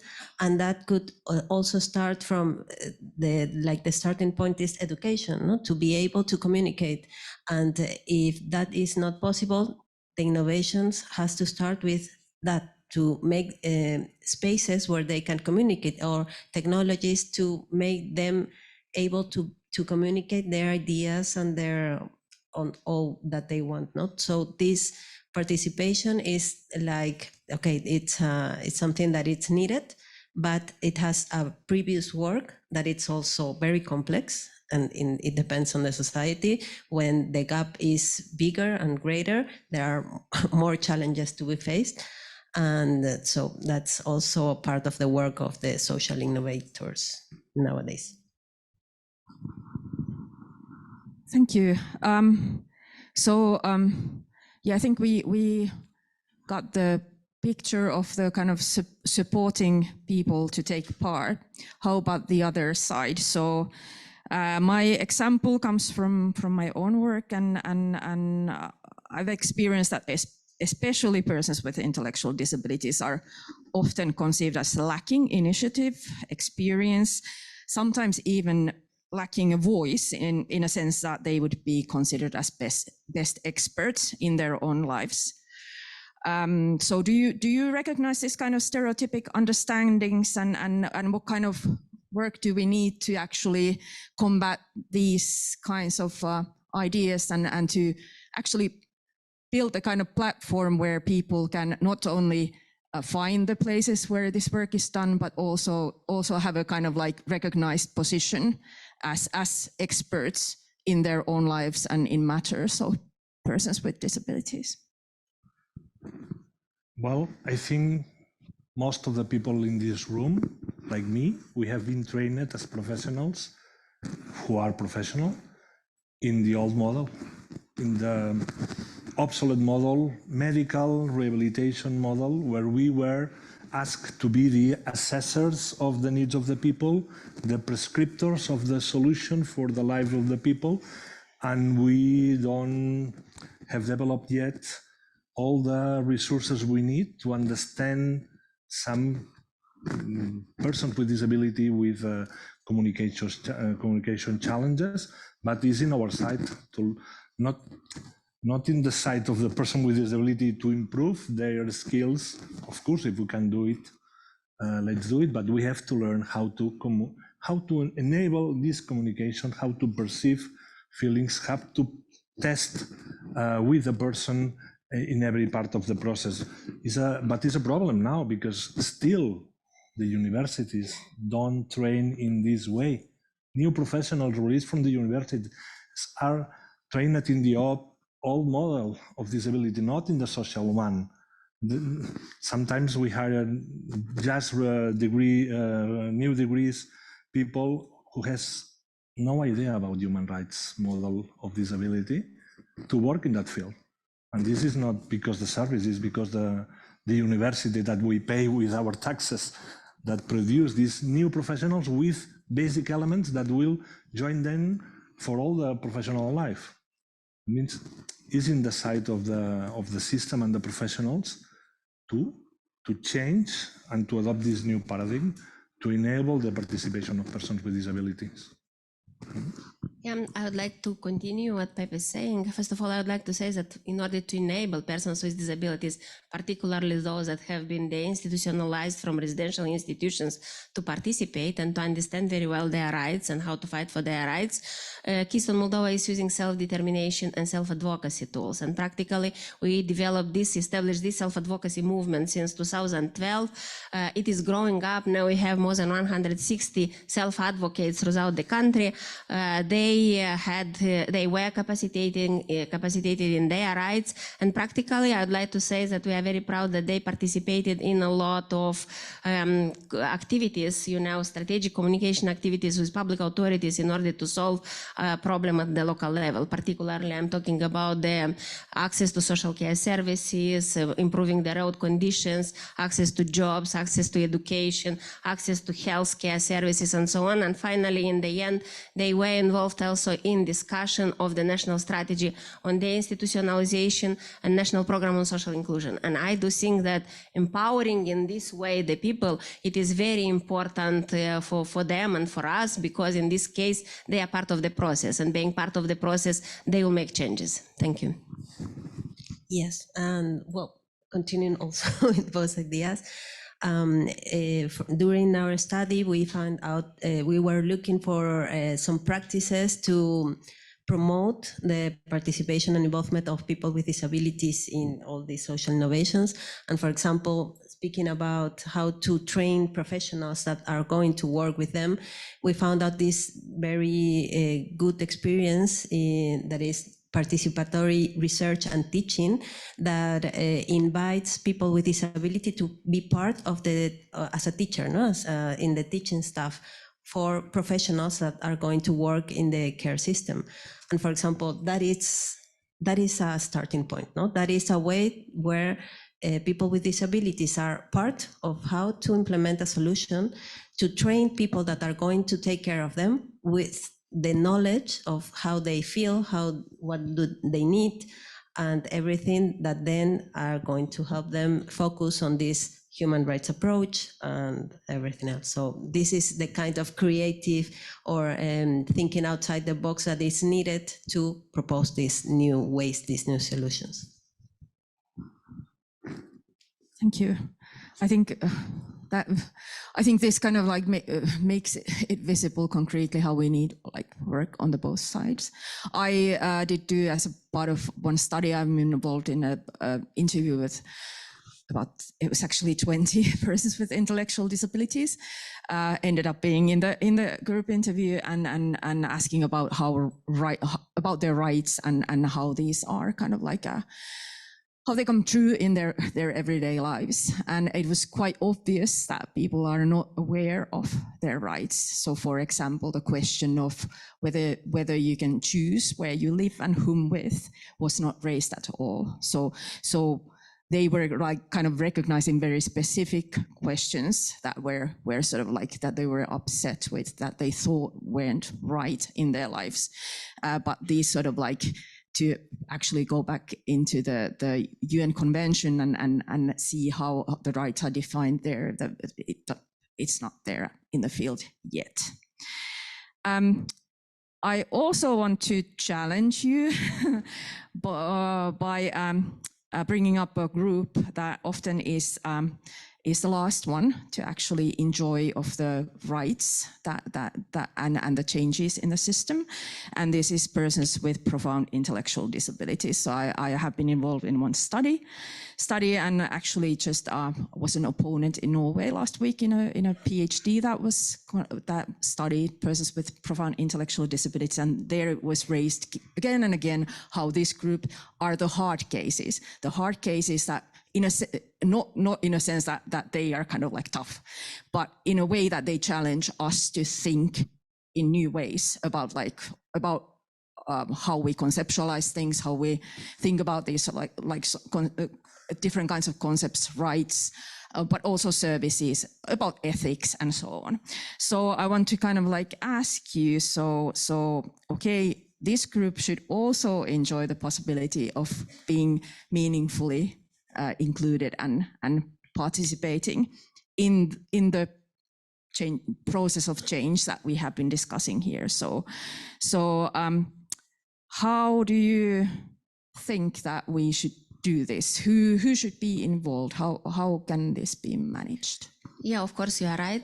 First of all, I would like to say that initially we need to be very sure that all our actions are based on person-centered planning approach and social role valorization, because this approach shall be from the very beginning the principles of our activities for supporting those persons with severe disabilities. But meantime, we need also to work a lot with their support networks and practically with families and with the people that are closer to them. It is like in social research, you know, for example, if you have a research with children or you have a research with persons with severe disabilities, you need to work and empower the persons that are closer to them, because those persons know better the needs of those persons. And from this perspective, I would like to come as an example, because we also have a group of advocates of parents, and practically in 1 year, I think that they came with around 160 suggestions and comments for improving the legislation to the national governments. And because this was a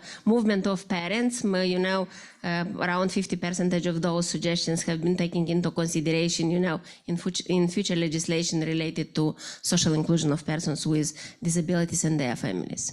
That's a strong movement that we need to support, empower, and support in this case. Thank you. And I agree in something that Ludmila points, and I think is critical for really enabling social innovation with that profile of person with disability needs of a lot of support, the environment. Because if we don't change the mind of family, other stakeholders about that really are choices and different ways of living with the same profile of disability, we will just talk about improvement in some services, but not a disruptive change. If the paternalistic view, the safeguarding vision of the services that we still have, the social demand around this profile that you mentioned is not enable the participation, fully participation, assumed risk can become harm, because if not, it's enough risk. The social vision is still protect, care, of course, put the person in a position and participate, but from a non-risky position there, but not assuming what maybe the person wants.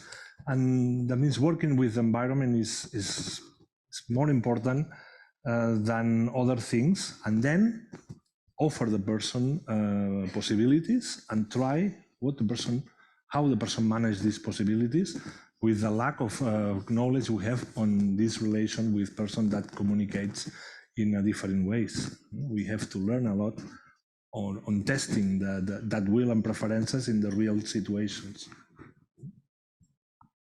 Yes, well, this is a very, very difficult part of the discussion, because, well, severe mental disabilities are, I think, the part that challenge all this definition that we gave today. For example, we have spoken about voice, we have spoken about consent, and in this way, these people, that is the challenge, how to get to know that they are consenting something. How do we know that they are conscious about the consequences of this or that?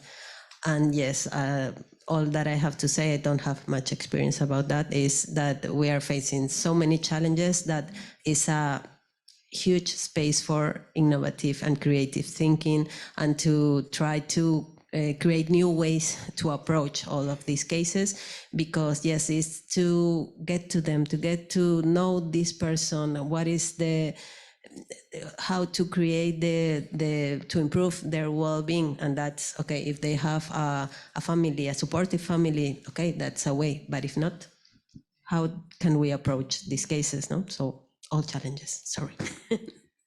Yeah, thank you. So to draw this together, let's just keep this group in mind as well, and make sure that they also enjoy the improvements that and the innovation that we are going through.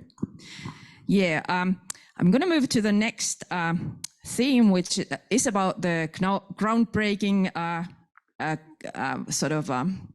groundbreaking quality of this innovation, and also the idea of that it needs to be novel, and I'm also talking about the context. So as you said, that the novelty and the groundbreaking quality actually comes from a specific kind of context, and I think we all have experience, at least I have, of these sort of practices where we are kind of like transporting new models and new ideas from different countries. In Finland, we are very jealous of Sweden, always, in everything, ice hockey, everything, but also in the services. But we also transport a lot of stuff from UK. So I'm kind of like wondering now, when you were introducing the study, and you were talking about the kind of like the bottom-up way of thinking, that do we actually just need to let go of these sort of old ways of working and transporting ideas from different countries, and how does the system change happen then if we just all the time just work from the bottom up? How do you see this?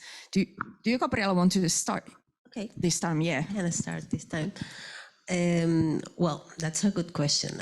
And I think that, okay, the idea behind the social innovation to be mandatory that the beneficiaries or users participate, that is the bottom up, not that the ideas or the experiences are, the experiences of life is gathered from the beneficiaries to the service providers and everything, is a core, but for to change the system is not all that we need. No, we need all the help that we can get, because it is very difficult, and so we cannot disregard these ideas that has been successful, but we need to gather the information from the users in our specific context to see if we have to adapt, if this could work, or if this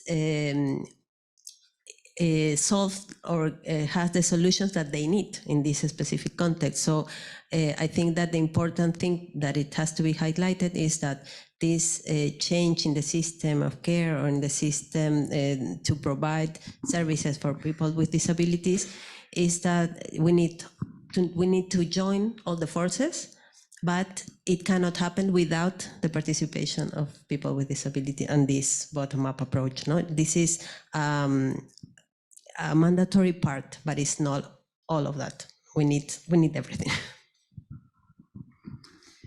Yeah, I can continue. First of all, I'd like to say that we cannot just transfer the ideas from one country to another country, because there are different contexts, there are different policies, legislations, and because we have different persons, in this context. And I'd like to say that definitively we learned a lot from our parent organization, from Keystone Human Services from United States, and we developed many services based on lessons learned from United States, but all those services are developed in new context, and this is our services, not United States services.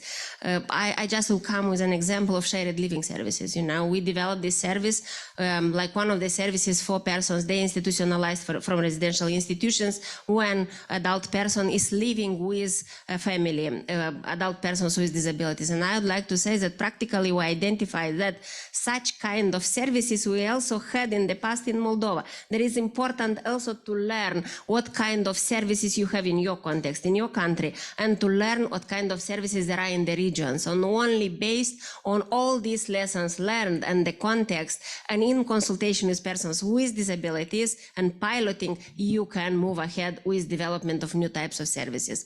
That transportation of services just as a service in United States or from United Kingdom will not work in our context. Thank you.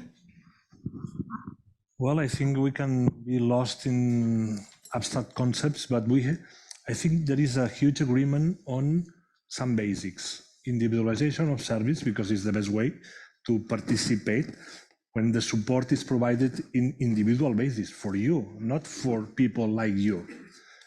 The best way to participate is that. And secondly, support focus on, of course, covering needs and social inclusion. We know that. Why the legislation and public funding is not going that way because it could be easy. Design policies and fund services to provide support to each individual in every stage of their life, education, employment, development of a youngster in community, enjoy new relations. We can imagine that. And maybe I think we can find a lot of pilot projects all around, but why we don't have a systemic change? Because we still need more commitment also from us, from the service providers, that we have to assume that in the future, the service that we will provide will be different than 10 years ago, and then maybe than what are now. We must not be afraid to embrace this challenge of suffer, because sometimes you feel bad when you are in a transforming process, because you don't know the result of that process. But we have to assume that and be activists of the change and transformation, not wait just for politicians asking or talking the persons with disabilities, with these more challenging disabilities, how they want to put in a law. Maybe we have to be part of that process. We are strong, we have capacity, we have a lot of talent, and we have the influence. We have to make a step forward on that way, because if not, in 10 years we will talk about the same things. A lot of good practices around Europe or the world in a small scale, but not generalize it for everybody. And it will not be social innovation if it's just for the people participating in pilot projects. We need a universal approach, and that means policy and resources to really enjoy the possibility of new innovation that improve lives in human rights basis. Thank you. I'm going to ask one more question and then open the floor for discussion. We started with the question of whether the concept of social innovation was used rightly in the field. So I'm kind of wondering, because you need to take into consideration the context where you're working in. Where are we in this path towards deinstitutionalization and person-centered service system? So I'm kind of wondering about the balancing then. How can we at the same time be sort of realistic about okay, we are here and there's lots of steps there, but and at the same time keep this sort of that we're kind of ambitious enough with that it is really sort of groundbreaking, really sort of bringing something new into picture and really is going towards the right direction. I would like to say that it is very important to have a very comprehensive approach and practically be very responsible if you are implementing social innovations.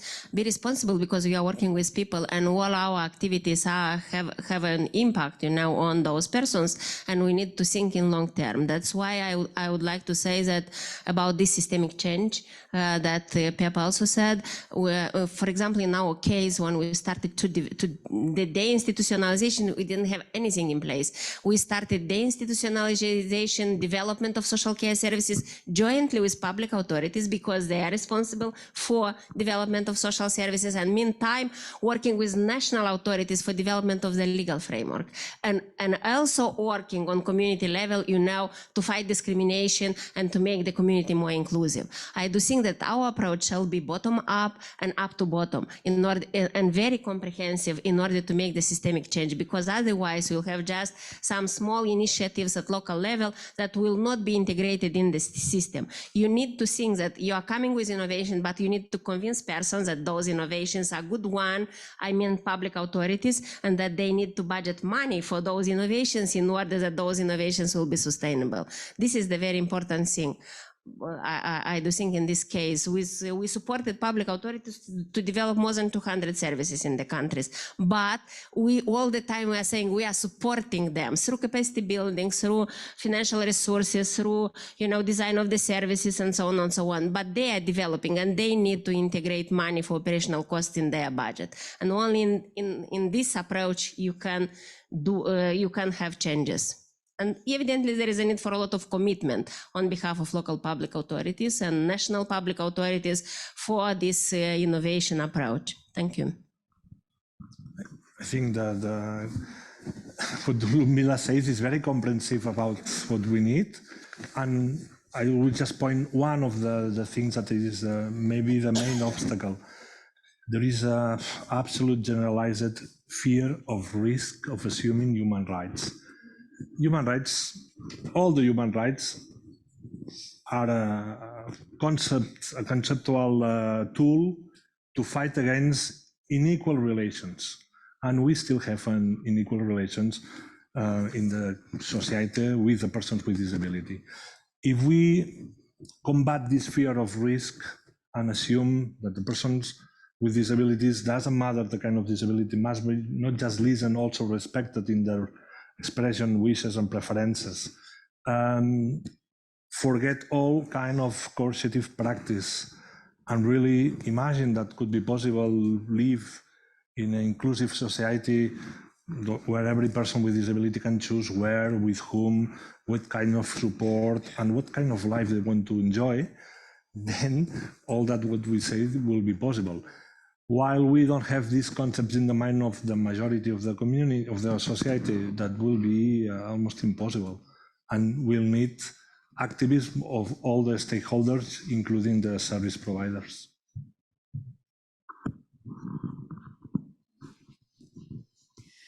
All right, thanks for the discussion. And now we are ready to take some comments or questions or just general discussion on the topic. Anyone willing to participate? Okay, let's bring this to you. Some exercise. Thank you. Hello, my name is Lieve de Kempeneer. I'm director of HUBI and also board member of EASPD. Thanks for the very great presentation and discussion. And I wanted to come back to Ludmila's last remark. It is not only a matter of mind shift and of systemic change, we also do need the funding to do this. And it's crucial in many of our countries that the funding is not sustainable and not enough to give sustainable support and to do this in a sustainable way. And I think that's very important, and we can use the help there of organizations like the UN, but also of the Commission, of course. I think it's very important to keep that in mind of our public authorities.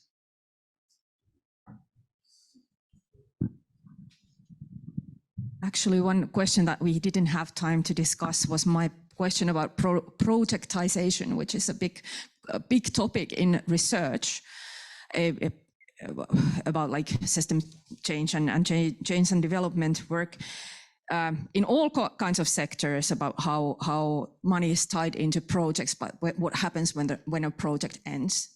And so we need to maybe pressure, put more pressure into these sort of funding bodies to actually change the way that we work, and also that the place of innovation is not only in the projects but also in the system in a larger scale.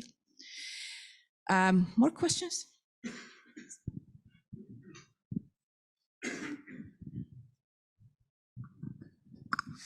Thank you. I'm Aisling Duffy from Certitude, a London-based support provider.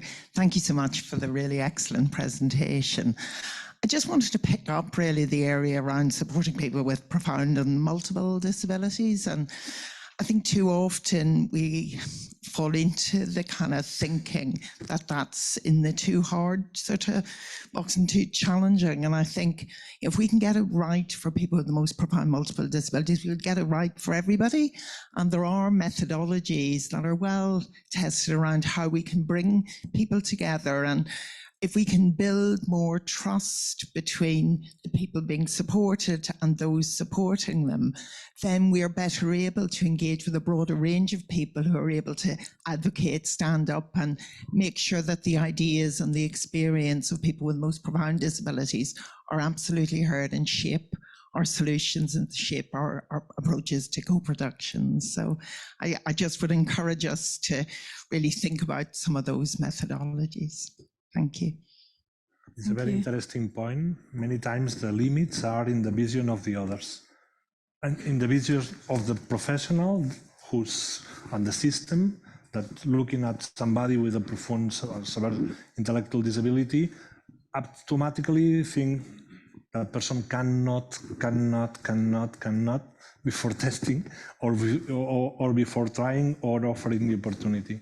We have to learn again and don't use these stereotypes before testing and enjoying the relation with the person. It's true.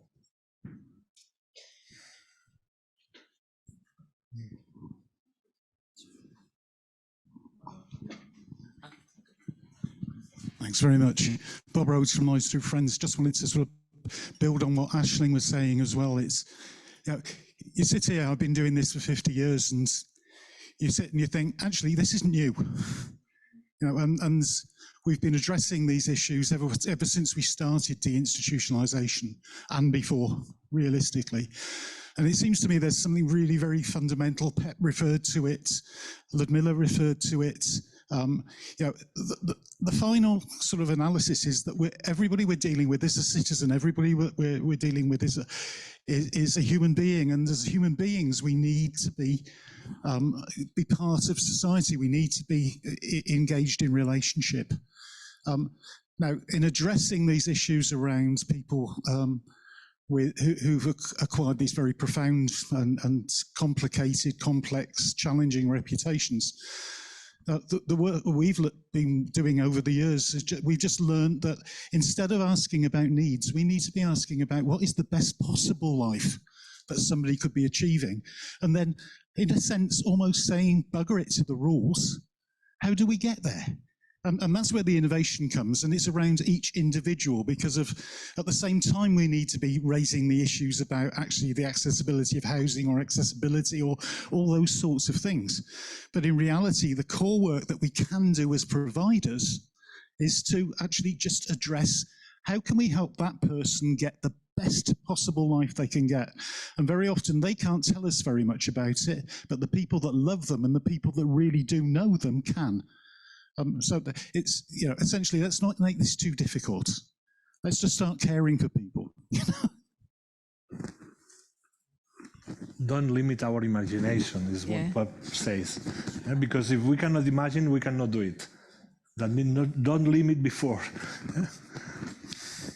Yeah, hello, it's Javier Güemes. I'm from ONCE Foundation and EASPD Vice President. I would like to continue with the questions a little bit in the line of Live just expressed before, funding.